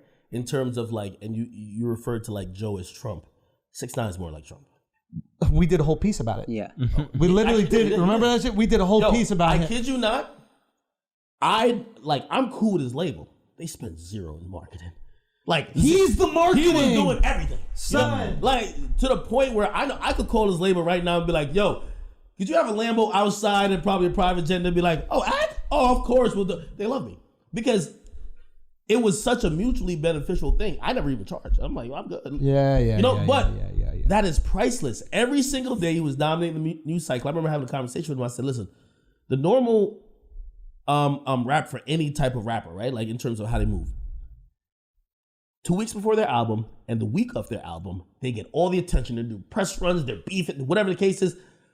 A month later, they're quiet as a motherfucker, as a church mouse, and they're touring. They're collecting the bags. Yeah. They don't keep, he stays in the news cycle all the time, 24 hours a day, all around the clock. And how calculated is that for him? Like, is he waking up in the morning going, okay, how are we going to affect the news cycle? It used to be super calculated. I think he's in a rut right now. No, before. Oh, I'm talking like in your guys' heyday. Was it like we wake up in a hotel and you're like... Well, most of the things, I ended up getting blamed for a lot of things. Like he could run a news page. Like, I'm going to tell you how just methodical. And this is where people don't realize. It looks organic. Yeah. And it is organic. But a lot of the newer rappers... to him. He fucking understands it. He was a cameraman. He was just running. He was a cameraman. He edited all his videos till he went to jail. Son, remember when he got kidnapped? He was editing a video with Nicki Minaj. Son, once we found that out. Yo, he told me the story because he would just play this. Imagine being one of the biggest superstars in the world. Yeah. And the label's probably like, yo, you could have like, for like a Drake, they were like, the budget for the video is $1 million. Director X. $1 million. He gave $1 million to God's Plan, right? For 6ix9ine, he could have probably commanded a budget of like $300,000, right? Yeah. You know what he would do? Just him and his two homies, they grab a camera, and probably the props said where they're gonna film in a hood somewhere, right? It'd probably be like $20,000. Yeah, like if that's even a lot. Just keep the rest. It's not even. No, I don't even think he was even thinking about that. I think he was just asked the label, and the label was like, "Wait, you only need like $10,000?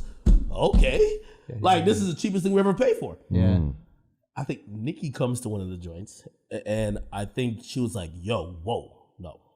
She's a queen. She's of course. She's like, no, not about doing your little hood videos. Get the fuck out of here. Get this production value up. And matter of fact, I need a bunch of jets.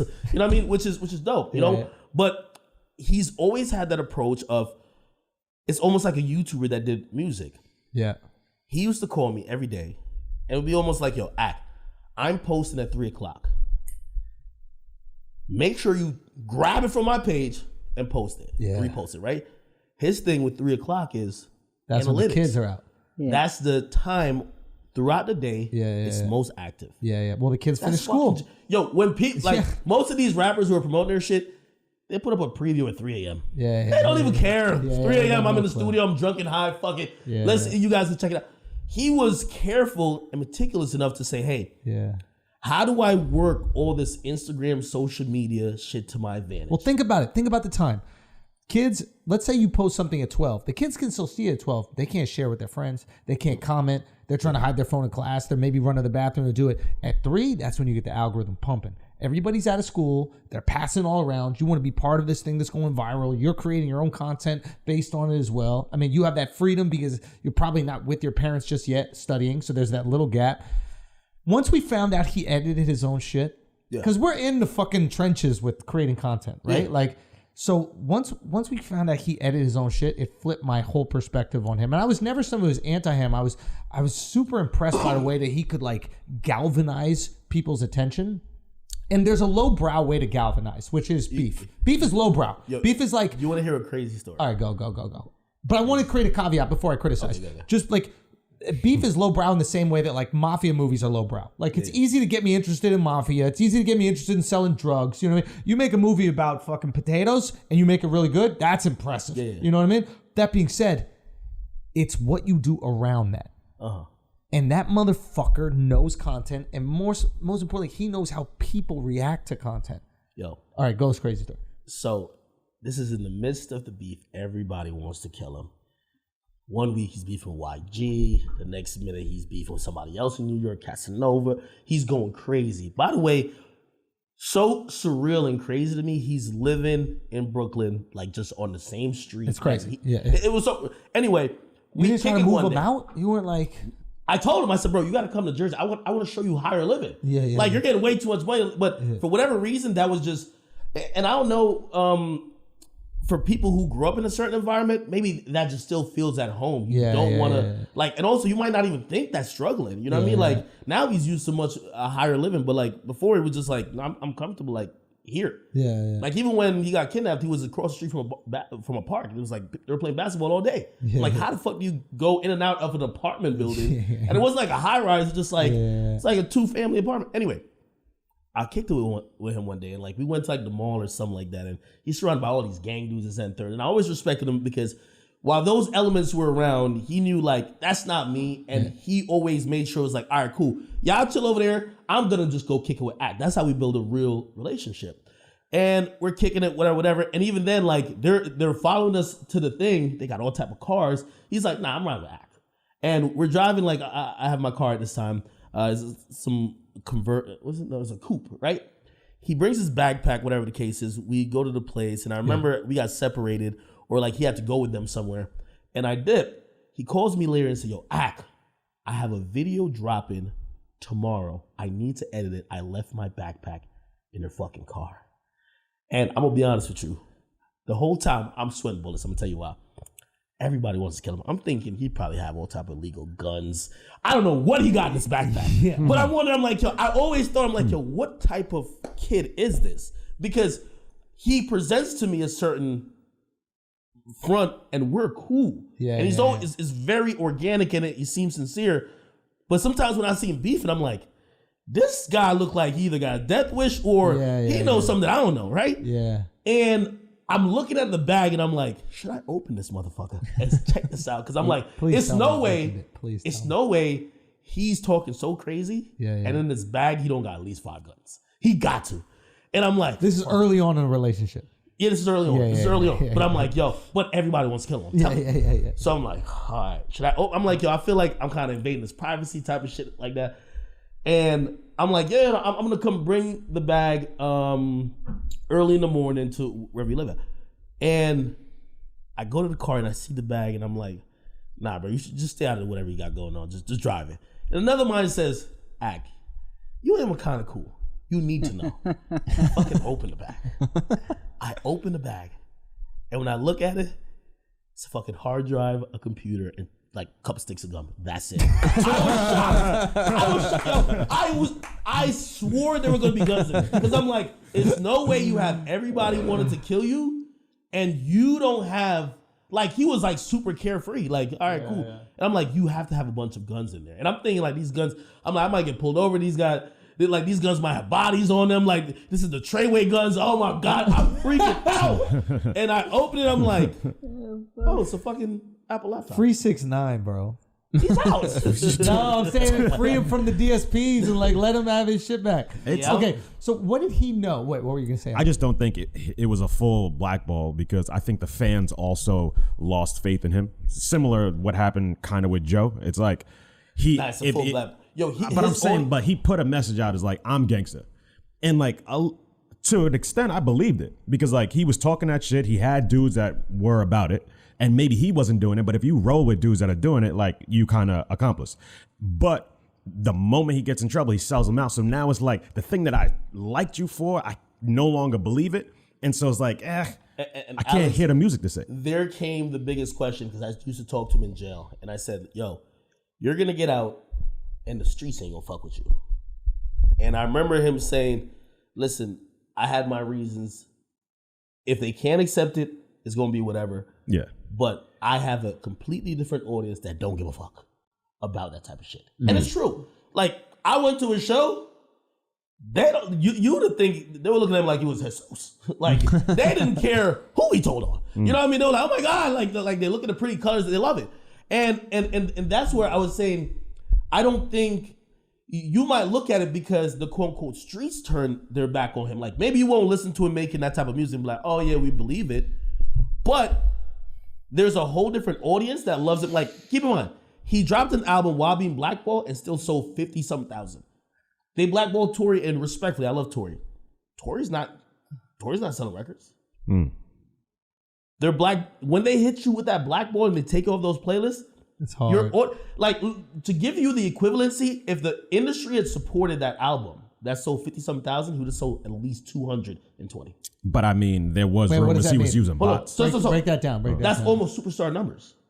That's superstar numbers. No, where are you break getting that down? Like, 200,000? how do you get break that math? Because about 80, I keep saying around 80% of plays from an audience. So the numbers are based on plays. Is driven by playlists. So if he was supported, it would be at least 4 times the amount. Here's the thing: his numbers without it was still strong enough to still appear. It looked weak because you're looking at him as a superstar, but for anyone else, it's not going to be there. So that's what I'm saying. He could exist. Maybe it's not the audience. Like, if you go into the fucking hood, you're probably going to hear his music. But if you go to like a lot of these places that have a lot of Hispanic people, I learned a lot about demographics. I went to a lot of shows that he did. The demographics is wild. Mexicans love him. We performed right near. I remember we went there and they're like, the reason we have like, I'm like, do you have like 300 cops because of 6ix9ine? They're like, no, the cartel Border just control. had. They're like, we just had like, there's a cartel war like not too long ago, like right there. I'm like, huh? We're probably the wrong place with the world's most famous snitch. Hold on. Anyway, we go and perform. Sells out the whole fucking venue. All Hispanic kids. Yeah. A couple whites in there too. Yeah. Not much blacks. But I get to realize, I'm like, shit, you could sustain a career off of that audience. It won't be your conversation piece. Yeah. But are the numbers real though? Because like there was a little speculation he was using bots. The numbers got to be real when you get 7,000 people in an arena. In Hidalgo, Texas. That's the other thing. It's like tickets at the end of the day. Are you selling tickets? Gotcha. Do people leave their crib? But yeah, maybe he is using the bots. I guess the bots were to inflate the YouTube numbers or something like that. Well, and that's what everybody uses bots. Let me put this to bed. Everybody teach us about bots. Yeah, No. How do you use bots? I need to learn that. No, you don't want to use it for like your regular YouTube channel. Oh, because okay. It's gonna fuck up what you got going on. Yeah. What I'm talking about is like the music industry. The music industry has always been let's make the fans think this is hot, and then that they now yeah. like fans is radio. When they play a song 20 times a day, it's called radio programming. You're programming the mind of a stan or someone who's impressionable. Yeah. So you need to make them think no one wants to support the thing that no one's fucking with. Yeah, like, of course. Yo, but if it's like, yo, this shit did 20 million a day. Yeah. You know what kids are gonna be like? Yo, this shit's hot. Yeah. And every label puts at least 10 to 15%. And I would speculate, this is just me, between 10 to 15 to 30. Now, the ones who go wild and get like 70 to 80 is clear. Like, you could tell me they're like, no, this is all fake. And that's where they fuck up. Like who? I mean, I think at times, French Montana did it. Really? Or his label did it for him. So he might not know, but I think Soulja Boy did it one time too. Really? I don't know if he did it. Again, I'm saying the artist, but I don't think they're doing it. It's their labels. Which song? I remember Soulja had a song. It had like 4 million views and like 40 comments. Like, it was wild. That's when they weren't buying the comments too. You gotta do the whole package. You gotta buy the views, the comments, the likes, probably. Like, I know someone who does that shit for like for labels and artists. I won't expose what artists or label who and like some of them is just smaller artists just trying to seem bigger. And the dude is like, he's like, my fingers fucking hurt because I have to type comments as like 50 different people. Oof. Like, you have to type all those comments. You get me? Oh shit! And again, it's cool if you're not wilding out, but if you see rapper A with 5 million views, you're like, we never heard about you. It's fake, right? So usually labels, they gauge it. People think this video should do about 100,000. We're gonna make it seem hot. It's gonna do around 200,000. but we're gonna put extra comments in there in this and third. That's how they do it, you know? Oh, shit. Hey, it's all about manipulating the audience. And Tekashi was a master at it. I'm not saying in terms of that, but like, of course, like Without bots. What did Tekashi understand about people that the average person doesn't? that's a good question. I don't think it's what he understands about people. Oh, actually, you're right. And he understands. I think he understands about the industry and people. Okay. People primarily want the bullshit. They want the bullshit. They want the bullshit. Okay. They don't want this. They want to get on Instagram and watch shit crash. Chaos. And burn. They want logical nuance. Fuck all that. They want drama. like, and that's why I mean, shit. I took a page out of this book. That's why when we started this, I said, listen, fuck all this background question, biomathematics. Let's get straight to the beef. Yeah. Let's get it off top. I was going to ask you if Tekashi influenced you, because I got pissed real bad, but I'm going to ask this question. You will go at... Okay, bet. All right, guys, we're going to take a break for a second. Let me tell you something, man. We've been drinking a lot of that hen dog, the XO. And you drink a lot of that shit, you get dehydrated. I'll be honest with you. You have alcoholic. I'm wife. Artificial he got every 90 minutes I gotta pee. Nah, I think I just small bladder. It's all small. What you gonna do? Here's my question. Yeah. I noticed, is this something you picked up from Tekashi, going at all these rappers and essentially being like, you ain't gonna do shit? Like when you went at Meek, he was doing it first. Were you doing that first, or was that? No, I'm gonna be honest. I've always had but it was more of a challenging dialogue, right? I think now, you know what I mean? Like, I just started to realize how stupid it is. That's what 6 9 did expose. Like, they ain't gonna do shit? They ain't gonna do shit. That's what I'm asking. They ain't gonna do shit. That's what I'm asking. They ain't gonna do shit, bro. Like, he definitely exposed. Yo, I used to think these dudes were killers. I'm like, yo, a nigga like me gotta have like 40 bodies. Nobody knows about it. He's buried somewhere like in Oklahoma. This guy's, yo, you hear how he's rapping? He's then you see these dudes like swing, like you see them punch in the bag. You're like, hold on, this is not a killer. No, he's a shooter though. He gotta be a shooter. This guy's a killer. And then you realize like, yo, in reality, all the rappers who are killers, they go to jail like really quickly. Like everybody else really considers themselves as a brand. And working in media, you start seeing how fake this shit was. One of the first times Meek Mill ever, him and his team got mad at me. I posted a video. This is how much they want to keep their gangsta image. I posted a video of Meek Mill in the hood, right? He goes back to Philly after a while. There was a big ass block party. I guess, I don't know if there was a shot fired or something like that. Someone sent me a video of 6 armed police officers, off duty, of course, who are working security for him, with their guns drawn, and they have him in the middle like he's fucking Trump or fucking Biden. And I posted, I said, hey, Meek Mill being secured by his security after, there was like a fight or whatever the case is. They hit me, yo, take that down. And I'm like, wait, what? Now, they gave me the most bullshit reason. Oh, no, that's probation. I'm like, y'all are on Instagram the whole time showing y'all at the location. Why can't this part be shown? The facade that they're giving you is that these dudes are killers. Yeah. For 6 9 to still be alive after this long says something, right? There's some credibility to what you're saying, but at the same time, it's not all fluff, because you do keep your location secretive for that purpose so they can't catch up to you. No. Well, hear what I'm saying though. The people and you don't tell people where you live. No, but I'm talking about like he won't even like geotag where he's at or stuff like that, because he knows people are looking for him. No. Like if you walked in Philly right now, talking about aren't rappers. Yeah, but that's what he exposed. Though.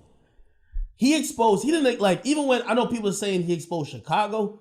Nah, it's not Chicago. He was trying to expose the Chicago rappers.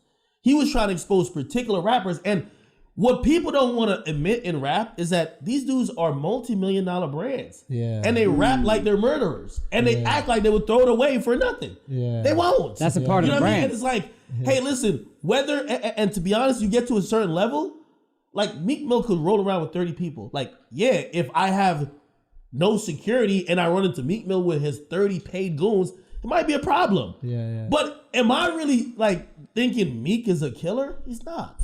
Do you think Meek Mill is a killer? Let me ask you a question. I do think he did stuff in his past. He has. Okay, he's a multi-million-dollar rapper. We don't care about his past. That sounds cute. He went to jail. He went back to jail for a wheelie, and then he started crying. Now he's free. Wow. No, I'm being honest with you. I mean, no. I feel you. I had to evaluate. I had to There's a point where I realized the moment I realized that what you're scared of with rappers, I could also do, bro. You think I don't got the same amount of money to have 30 people walk around and go every single place with me? No, I feel that, but I'm saying how it's not. We would be calling the rappers stupid if they're out doing the stuff that they're rapping about, but their goons around them is the people who are supposed to take care of that. So it's like there's gonna be somebody who just wants to get Meek's Mill's favor and be like, "Yo, I got at," and he won't even be Meek's man, but he'll just stall off on you and be like, "Yo, Meek, I got him for you." Okay, like that can happen. Now you're right about that, but I was supposed to be scared of Meek Mill for that. That can happen anywhere. I could say something about any rapper and I don't even know the person has a problem, and then. Hasn't happened to Charlamagne? That's true. Super fan. Yeah, it could happen. But it's not what that I'm trying tough. to say is that I don't know. We as fans are scared of the rapper. You're scared of that rapper. Yo, the guy who works for Meek doesn't want to lose his job either. Especially not for catching a body for what academics is saying. Yeah, but Meek don't want to go back to jail just to smack him up. Neither does the security guard that gets to fuck bitches on the side with Meek, that gets to tour around the world with Meek, that gets to go to Sixers games with Meek. You think he's risking all that to shoot at? No, Meek is hanging with billionaires. Yeah. It's a different world, bro. Yo, the only thing, what I realized in terms of this industry, if I was beefing with some hood niggas who really didn't have nothing to lose, I would be really scared. Mm-hmm. I realize these niggas are brands, and I know, bro. Meek Mill is friends with Robert Kraft. I've literally been in a situation where I told my guy, I said, please don't do nothing because they're gonna say I did it. I don't move around like that. I don't want nobody swinging on nobody on behalf of me. That's not my thing. So when you have money, power, and influence, and especially you're in hip hop, and you have an entourage, that's the job of the entourage. But that's not the fans think that you're scared of the rapper. That's not the case. There's certain rappers. They're actually still living like they're goons. Who Shiesty? He's in jail. Yeah. He was in the club. Somebody apparently pickpocketed him for 40K. I don't know how that happens. And he takes out a gun. He takes out a gun. What I'm trying to say is that the idiotic rappers are still operating like they're goons. And 6ix9ine did help expose that. Because and that's why the casual fan, I think, loves him, because the casual, right? Not the person who's from the streets, the person who's not from the streets wants to believe that all those people talking that street shit that they're intimidated of are lying. Yo, don't you want to believe that the people that you're scared of are full of shit? Yo, you hear what I'm saying? I remember because I was trying to talk him down out of many beefs. Please don't 6ix9ine. But again, he's using these beefs like tokens, right? It's not real. No. But he's like, yo, stop thinking everybody's these killers. And I think his perspective was he was rolling with a bunch of dudes who literally were trying to kill people. And I think he was like, hey, I'm in this young part of my career and I see the risk of actually having these people around. Like, for example, I remember telling him, I said, yo, first of all, it's conflict of also interest. I'm like, yo, I love Chief Keef. Please leave Chief Keef alone. Yeah. Don't beef with Chief. Also, the internet narrative is that Chief Keef is one of the most ruthless humans on earth. Yeah. Is he? Now, here's the thing. For him, he's like, what? Chief Keef came to New York, and this is documented in court. He's still talking about it. It's cool. So, you know what I mean? We're not saying nothing. Yeah. His dude shot at Chief Keef. He's like, if he's a ruthless guy, we're shooting at him. What's going on? And then I think for the fans, they're like, wait, how does this happen? And I do think that's what I was saying about rappers.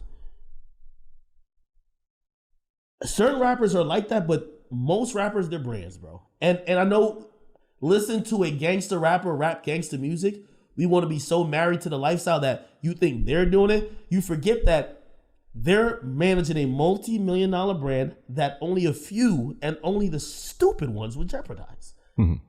I don't disagree with that. I wouldn't jeopardize my brand. Like, you think if Meek Mill was really a killer, Meek Mill would have been done something to me.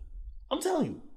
But if he did, he would jeopardize everything he got going on. So what I'm saying But is even that the it's not entourage point, tough. real quick, even the entourage point, if you got, using his word, a multi-million-dollar brand, you can't have an employee. What happens when an employee says some shit that's a part of Nike? They cut that motherfucker loose. You can't do that around me. You got to have your shit tight if you're in my entourage. Yeah, you need 'cause professional fuck up. intel. Yes. Yeah, no, what I'm just speaking to is that it's not tough for Act to call out Meek It's when he easier to beef knows with rappers Meek's than real not street dudes. going to do anything to him to jeopardize That's what he his had. point. Yeah, but Yo, I'm saying like it's not Yo, tough. play this. That's his I point. could call out Meek. No, it's not I would tough. It's never- not tough. Hold on. Yo, I could call out Meek. I would never go to Philly and be like, yo, all y'all gangsters in Philly's pussy. No.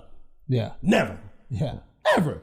But Meek Mill don't even be in Philly. Meek Mill flying around on private jets and helicopters going to Michael Rubin's house and goddamn, what's the other dude that owns the... Robert Kraft. Robert Kraft. Yeah. Like, but I'm saying that rappers live and they benefit and profit off the facade, the perception. Right. Yes, in his previous life, he used to do a lot of those things. Yeah, yeah. At this point, coming out of jail, do you really think? Nah. And I think that's the point. Okay, so I'm with you on that. So 6ix9ine sees this. He understands, okay, these guys are $1 million brands and they have to operate like brands. Like the street shit is, I want to get in good Anybody favor. who doesn't do that, all go to jail like 6ix9ine did. Like Remember 100%. that. 100%. Like, if they didn't go to jail, ask yourself, what are they doing? Young boys, I think, in jail now, right? Anybody who does that, go to jail. Yeah, So when yeah. you've been if your favorite gangster rapper been rapping about killing people for the last 20 years, Yeah. and he don't even have a jaywalking ticket, Yeah. Oh. he exposed that part of it. Okay, so when he decides to beef, is he simply going, okay, I need to stir up the internet. Let me start talking some shit about somebody who says they're a super thug, but I know they're not. Yeah. Simply, that's it? No. Or No, is he's not it even- more methodical? No, it's not. Because, he has a recent issue with Lil Durk, and I hate it. Yeah. Yeah, because, one of my favorite rappers is King Von, and he passed away. Yeah. And I consistently tell him, I'm like, hey, first of all, King Von passed. You can't keep dissing him. Yeah. Like, what's your issue? And I even told him, I'm like, maybe you do need a little bit of therapy, because I think the beefing at first was you just responded, and it hit in his mind is that I'm doing my thing, but I've never just dissed you randomly. I'm responding to you talking shit about me. I'm responding because you randomly said fuck me. Yeah. And because you just said fuck me, Now it's on forever. don't get mad. And 50 used to say this. Mm-hmm. They look at 50 was like, yo, they look at me after I shoot the motherfucker, but nobody saw when he stepped on my shoe. You know what I mean? So, and his thing was like, don't judge the response when you didn't have the same energy for the person behavior. who kicked it off. Yeah. And I think that's how he still views it. It's always, I remember even with What's the Dirk thing? Explain Dirk. So him and Lil Durk, I think there was pretty much almost no issue, and Durk was almost kind of in the middle when it came to his issue with Chief Keef, and all of a sudden when he gets locked up, he's now labeled as a snitch. Durk chose. He's like, all right, he's gonna stay away. Clearly, right? Durk never really dissed him, Right. but I think number one, he signed King Von. King Von rapped about him. And it was like a rap. It was like, yo, 6ix9ine said he seen it, and I think he talked about him a couple times on live. And I think for 6ix9ine, it was just like, hey, if you like me, just ignore me.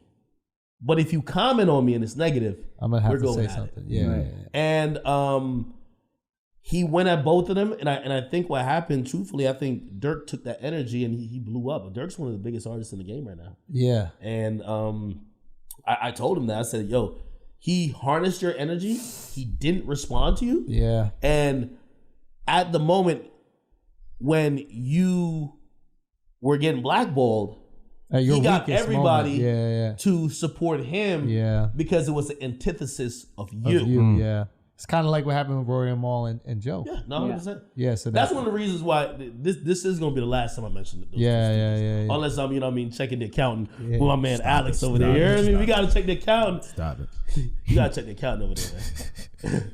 Looking good? We gotta check the accounting. You gotta check it out, man. We gotta check the accounting, bro. He's a wild boy right here. Yo, He's a wild boy. Nah, Right I know. In that little Pittsburgh, I gave him my email. He gonna send me the the Excel spreadsheet of the accounts. You know, we gotta look at it. We gotta look at it, bro. We gotta take a look at the books. Yeah, we gotta look. How much are they paying? We gotta know. Like you were saying. As you were. I love Alex. He was gonna be like, yo, you making this difficult for me, man. I got you, bro. I got you. Russ is the reason why I have this. Why? Is it because of independent angle? I heard he was doing a song a week, and I was like, I'm being lazy, so I started putting out a stand-up clip a week, and my career fucking exploded. I've told him he came on Brilliant Idiots. I was like, I owe so much of this to you. Unbelievable what he did. Okay. He has diehard fans, like bleed for him fans. All right, but does MGK have those, and I just don't know? But here's the thing, though. Yeah. Your admiration for Russ is literally because of Russ's work ethic and what he's done to build his audience. It's not because you see his talent level and you're like, I get why this. No, I fucks with the music. No, I heard a song and I didn't know he was white, and I music. liked it. Then I found he was white, and I stopped listening to it. It's a factual thing that happened. No, but seriously. Yo, we got diversity on this podcast. I like this. White rapper racist, dog, all day.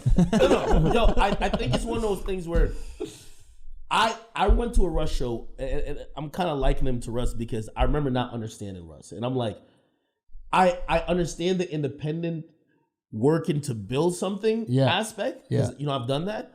But I couldn't understand who these motherfuckers were who liked this shit. Yeah, you know what I mean? You were looking for the demo. Like, what is I remember he was like, yo, sold out it was the Staples Center. Yeah. 12,000 people. I'm like, I got to interview one of these 12,000 people. I have to find them. I got to find them.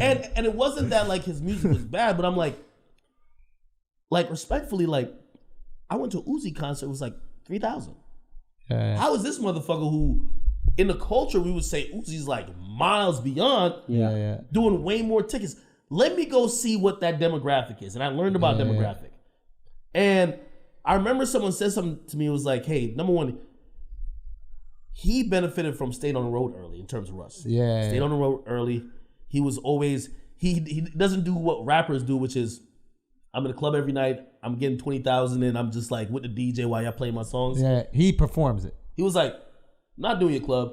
Book me to perform at your city. Yeah. And even though the person comes to the club in that or a different club in that city like 5 times and make 5 times more, he's like, no, I'll take the L now and I'll come there once and do a Rush show. Yeah. And it paid off for him. All right, guys, we're going to take a break for a second. Guys, I'm telling you, you need to get some new headphones. You need to get some new headphones. You need to get a quality pair of headphones, and you're going to go with Raycon. I'm telling you, I use these guys. It's unbelievable. The sound quality, the battery life, that 24-hour battery life is amazing. It's absolutely amazing. You know you've used those other headphones. I won't say the name brands, but you know you've used them, and you've seen them just drown away. You're on a flight halfway through, they're gone. You can't use them anymore. What the hell are we even doing? Those Raycons are not going to do it to you. That's why we switch you. And at a fraction of the price of those major brands, you'd be crazy. I'm listening to the music on the plane. I'm listening to podcasts on the plane with my Raycons. I'm listening to everything I possibly can with the Raycon app. Pre that, all right? Like now after you got the Netflix joint. No, I ain't gonna lie. I'm married, bro. Bro, like pre that, all right? I'm married, bro. Pre all that, you know what I mean? You gotta get a win-win. Come on. Yo, it gotta be a different game when you invite him to the crib and you just happen to turn on Netflix and you're there. And you're there? Oh my God. No. I was wifed up for all that shit. But I'll be honest with you, and I'll say this as far as cheeks go, it's like everybody's fucking. Everybody. I was Miami wiped up. I'm wiped up. But everybody's fucking the same girls. Put it that way. That is true. I got to a point. You probably experienced this too. It's like you're like, why am I fucking the basketball player I like's girl? I fucked the chick that Meek Mill fucked. Yeah. And the whole time I was so paranoid. I'm like, this might be a setup. But it's the same hoes. Everybody's fucking the same hoes. Yo, I seen a chick like she quote unquote exposed me not too long ago, but like I think I had a threesome with her. Nigga, I seen her, which I think he's just dumb for it. Adrian Broner was eating around the back of a car. I'm like, what's going on out here in these streets? I'm like, yo, are we? It's like No, it's the female population is like that's what people don't realize. Like, Twitter, no, this is 100% serious. It's like it dawned on me. This is earlier in my success, obviously way before my Damn, girl. AB, come on, bro. AB's a legend, bro. Nah, he's a wild boy. AB's a legend, bro. He's had like 5 sex tapes. He don't care. Yeah, you fight for a living. Fucking is nothing. Like, at least the tape, bro. I think he got some CTE or something. Probably. Yeah. He's punched in the head. Ever since like 12 years old, he's been getting punched in the head nonstop. But the point with these girls is like, this is what happens is you reach a certain level where you start sleeping with these beautiful women, right? And then you realize, oh, these beautiful women are sleeping with these famous people, right? And you're like, oh, I'm not as famous as them, but wait a minute, why am I fucking their girls? Wait a minute, what? Oh, there's the same girls? They're It's a fucking finite everybody? number of girls. There's literally, I bet you, under 1,000 women that every famous dude is sharing. Under 1,000. Under 1,000, I guarantee. Now, we're not talking about Ben Affleck dating J-Lo. We're talking about the girls he fucks in between J-Lo and the other bitch. My views of women have been warped because of that. Because those women, their earth like spins differently. It spins like backwards. Okay, like, it's I'll share on Instagram. Like, for example, right? There was this girl on Instagram. She was on some podcast and she was like, "Yo, listen, my ex still paid all my bills." Oh, I saw that girl. Wildin', right? Wildin'. Head got to be stupid. Head got to be stupid. Gluck. Gluck. No. Gluck. Hold on. 4,000, the new one. The new joint just came Well, it got to out. be head on demand then. Say what? Got to be head on demand. You're not my ex at that point. You're my fuck buddy. The head is so crazy that like that you're still remembering it and paying the bill every month. Yeah. The head is so crazy. You're beating your dick like that bitch need her rent paid. He's still You're beating your dick to your memories. This bitch needs cable, yo. You good? You got HBO Max? What do you need? Oh my god. That's how crazy a head gotta be. 100%. Or you were into some foul shit. This is what I think that is. You're into some super weird shit. That makes and sense. She was willing to do it with you, and she's gonna keep it a secret as long as you keep on paying the bills. Paying for silence. You like shit going in your ass. You like shit going in your ass. They're gonna cut this. They're gonna cut just this part. You like shit going in your ass. Look, I kid you not though. I'm gonna be honest, but I don't want to mention his name. I feel like go. You kid me not. A girl who I've been with, right? And there's a few women who I always told them, I'm like, yo, I was your starter dick to the industry. Like I was like the first semi. My dick was the A&R. Yo, like you are the greatest influencer in hip hop, bro. I'm not like Soulja, but come on. But seriously, yo. So I looked at them and I said, yo. So you're telling me you're fucking on? Because like this chick came back and was like, yo, you think you're popping? Like, you know I'm fucking Gunna, Young Thug. Named a bunch of it, right? She named this one guy. She's like, yo, he did the weirdest shit with me. I'll just say he's an R&B singer. He's like Drake. Nah, do not put out Drake, okay? But she said he had me peg him and had me use a dildo to fuck him in the ass. Nope. And if you listen to his music, straight lover boy shit. And like to this day, I always argue with him like, you're lying. Who we thinking, Al? I don't listen to enough R&B. It's gonna be the comments. Who we thinking? Al? I'm not messing. I want to call her a liar. But why lie? No, but there's 10 other girls with the same story by the same person. Wow. How famous a musician? Yo, how confident are you to have 10 women do that to you that none of these bitches will That's talk? their vices. That's what I'm saying. So it looked like he's not paying the cable bill after he's done though. He got to keep paying them because Drake takes care of these girls. That's why you don't hear nothing. Yeah, his baby mama's never ever said a word. Never. She popped on Twitter for one day like he ain't shit. Yo, and I all was of a clicking sudden, on one of her videos and I thought the sound was off. She was just mute. She was a. She's not even I was like, what the fuck? Drake got this one good. But the thing with the Drake thing is quite interesting with him because there's a level. Okay, there's street gangster shit, just like with mafia shit and everything. There's also a level of corporate gangster that people don't recognize. Mm-hmm. The corporate gangster is way more ruthless because you affect way more people's lives. Yeah. Like you want to talk about like the people in Detroit that took those factories out of Detroit and just decimated the city. That's gangster on a level that doesn't exist in Chicago. You're talking about generations of families just being destroyed. That's a different level of gangster. So with Drake, I'm thinking it's like there's a different level because he's so intertwined with these corporations that it might be on some corporate shit. Like where it's just like, oh, if we're beefing, I'm not gonna have you beat up outside of a club. I'm just gonna have your career just end. I'm gonna take your livelihood. Yeah, your livelihood. Not your life. Your livelihood. I think the dope thing about Drake, and I've watched it, is that like his influence and what he pays attention is all the way at the top. He'll be rapping about fucking sitting with like the guy who pretty much owns the whole music industry, Lucian Grange, and then he'll still won't be big enough to sub some.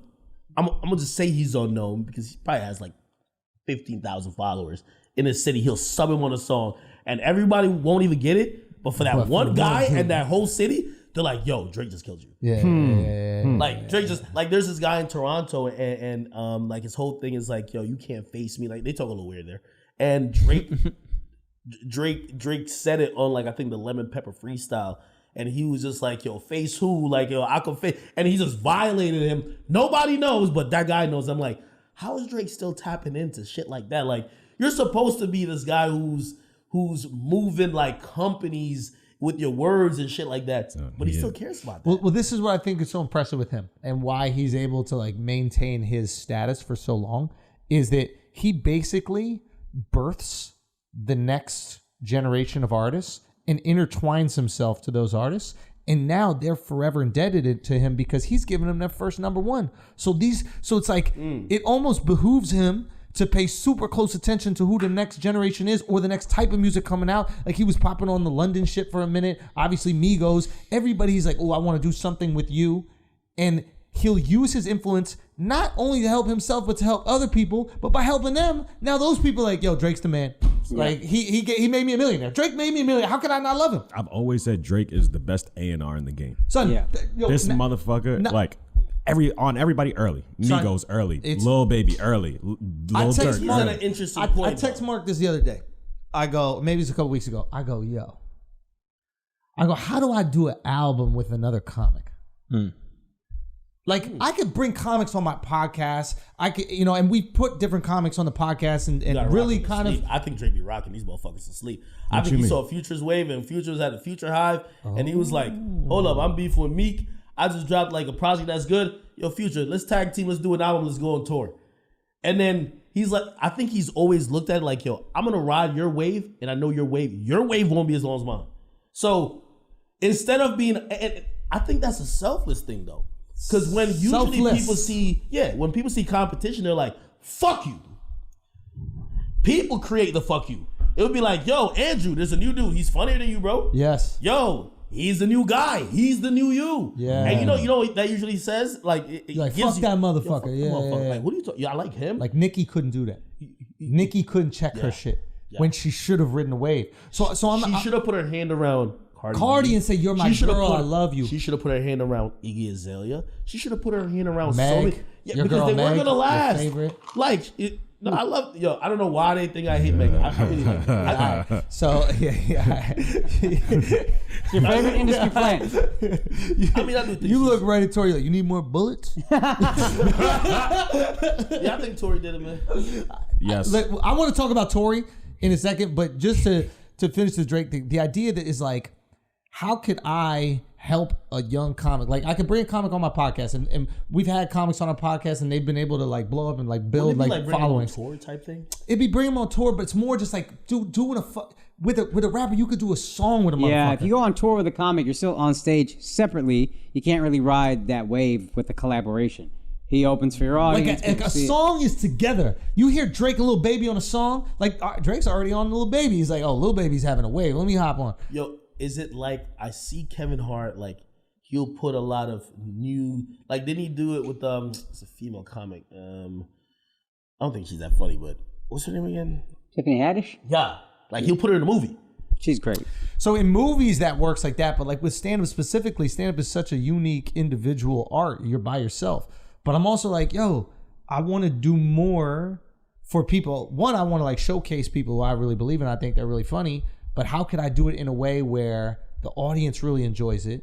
They enjoy the new person, but they also enjoy the thing I'm giving them.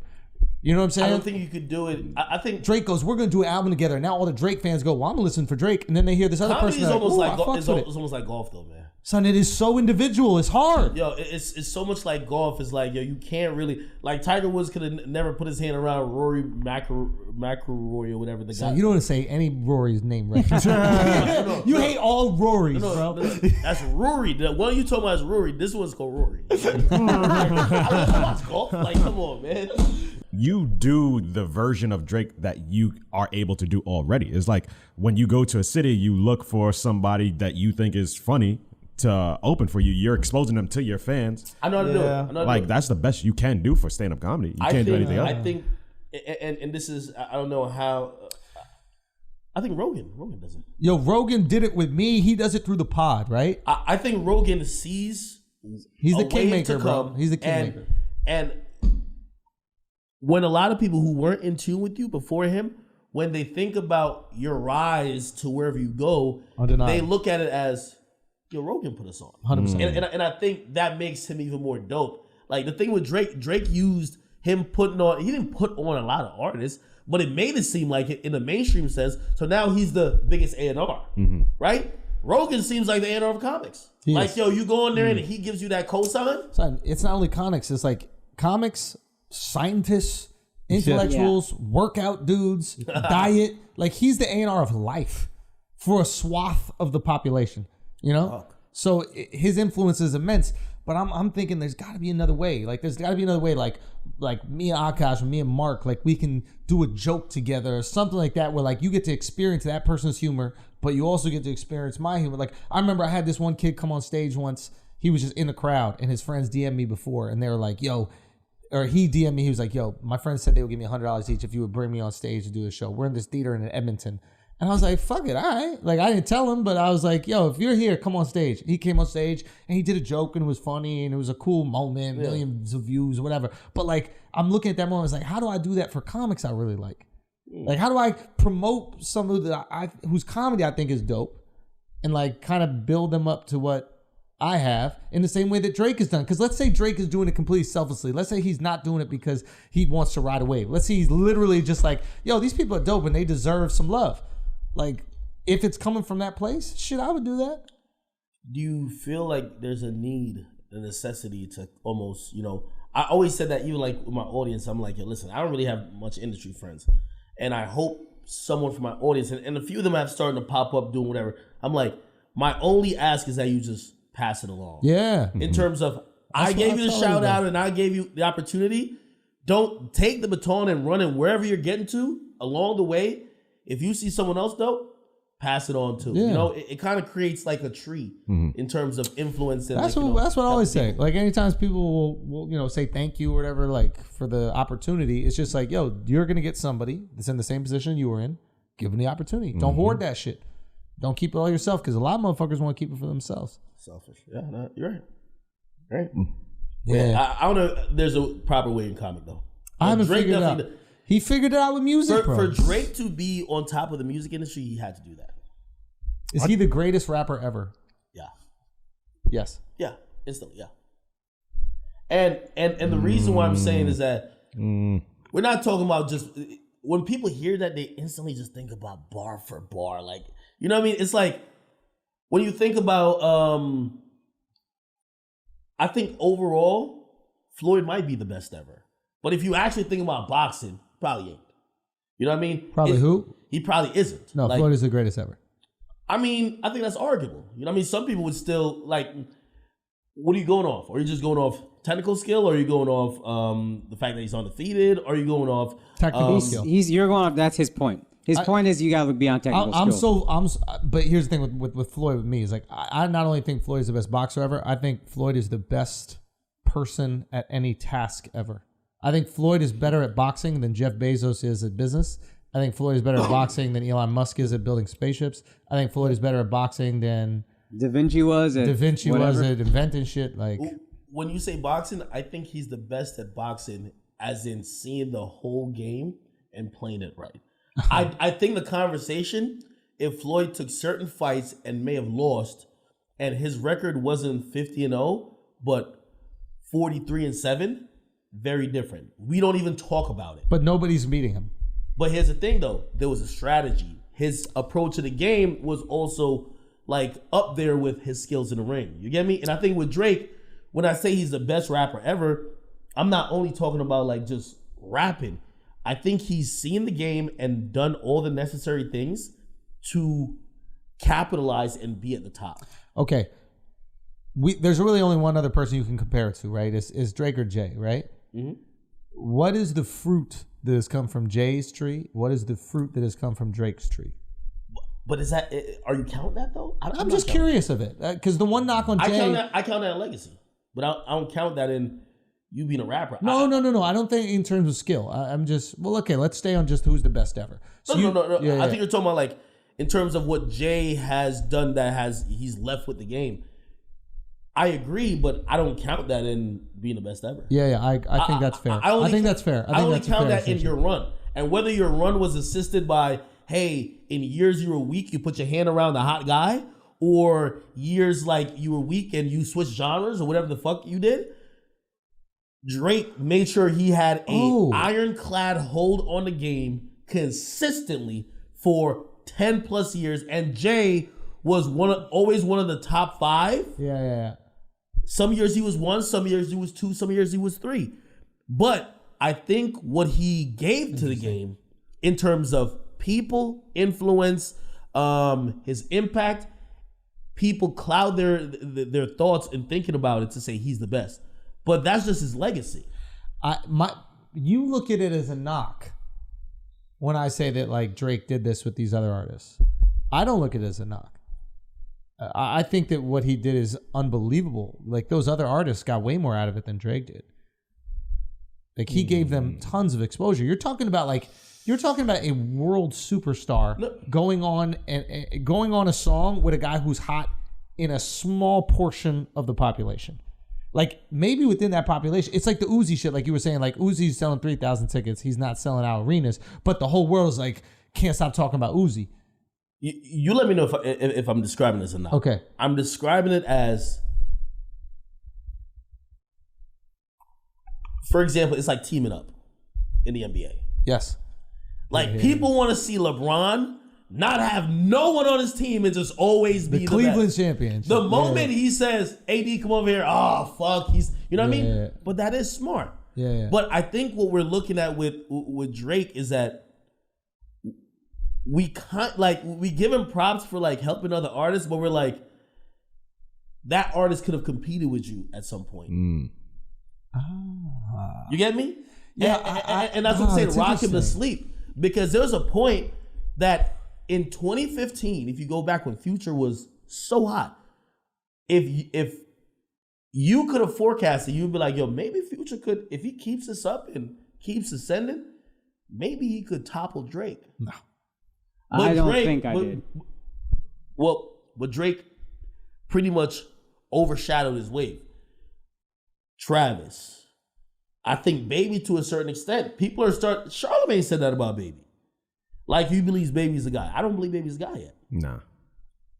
But I think Drake is smart. Doesn't resonate with me just yet. Drake won't ever make it like lines in the sand. I think he'll always collaborate, help, and he'll always have those moments with that person, knowing he's gonna outlast him. He's like Floyd in a way. Floyd never knocks a motherfucker out, but he's like, yo, you go 12 with me, by the 12th round, niggas gonna know I won. Mm-hmm. Right? Like, yo, maybe the first couple of rounds. That's diabolical. That's brilliant. That That's is next brilliant. level diabolical. And that's why he's one of the best. Really? If you can't beat him, join him so they can't beat you. Beat you. Yeah. But you also gotta believe in your shit. You also gotta believe when you're on the track with every one of these motherfuckers, you're gonna be nicer. You gotta believe because that is immense self-belief. Because if you're willing to go on the same